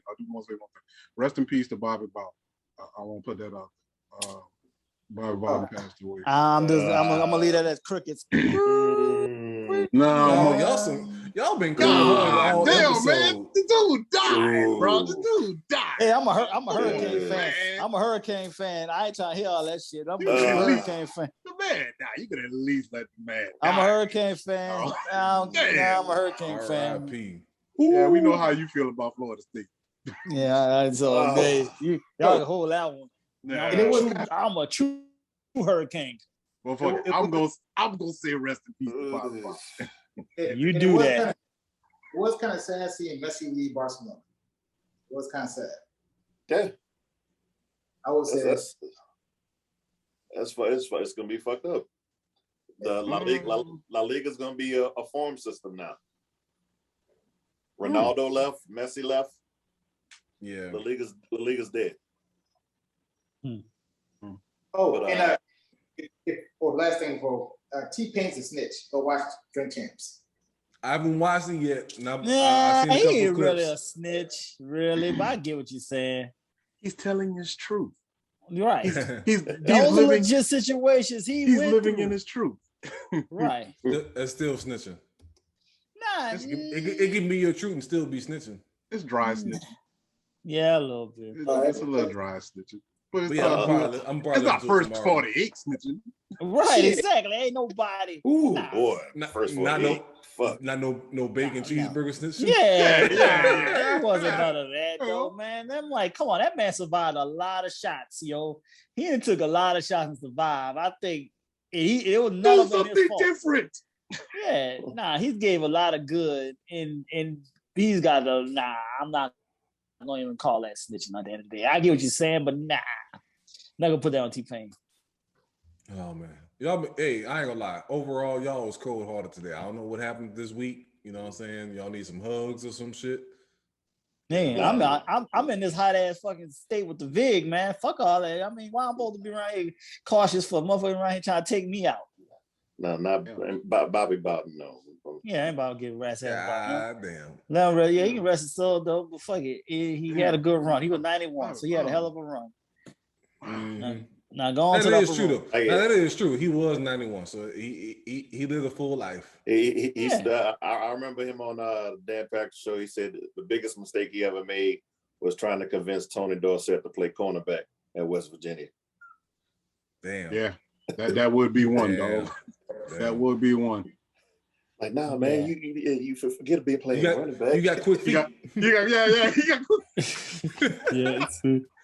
I mean, I'm pretty sure we got a lot of college quarterbacks that got some situations like that. But like we said earlier, like, you know what I'm saying, you got my skinny ass trying to play free safety. Like, I'm a $140 soaking wet. You trying to have me tackling people? Well, I mean, the same thing. My Hurricanes tried to get Marshall Faulk to play corner, so I get it. That's a fact. Yeah. So, yeah, I get it. We all make mistakes, man. All right. We all make mistakes. But maybe we were running back you at the time, so I ain't going to sit there and be boo-hooing about that with my team. Fake being a Knicks fan. Who? You a Knicks fan. You a Knicks fan. Well, you a Knicks fan. You a Knicks fan. I will say this on this podcast. I have given up on the Spurs. So I might as well come back on. I don't know why you had this. I don't know why you had the Spurs in the first place. Johnson? He's giving up on Sheldon Johnson. DeJounte Murray. Patty Mills. Josh Primo, you ain't gonna give him a chance? No, he know they about top 12 pick. He heard they are in the trade. They were about trading him next year. They're trading both of them cats next year. So now you ready to jump ship. No LaMarcus Aldridge, no DeMar DeRozan. You done. No Boris Diaw. I've been frustrated with them for the last 4 or 5 years. So you don't say. Eventually. Yeah, that's right around the time Tim Duncan left, huh? Yeah, exactly. That's what I'm about to say. Yeah, don't say. Don't say. I'm looking for that team. You're a bandwagon hopper. Let's go and leave it at that. No, because I'm not. Because to be honest with you, I don't want to be a Pelicans fan. I don't want to be. I try to be a Pelicans fan. It's not working.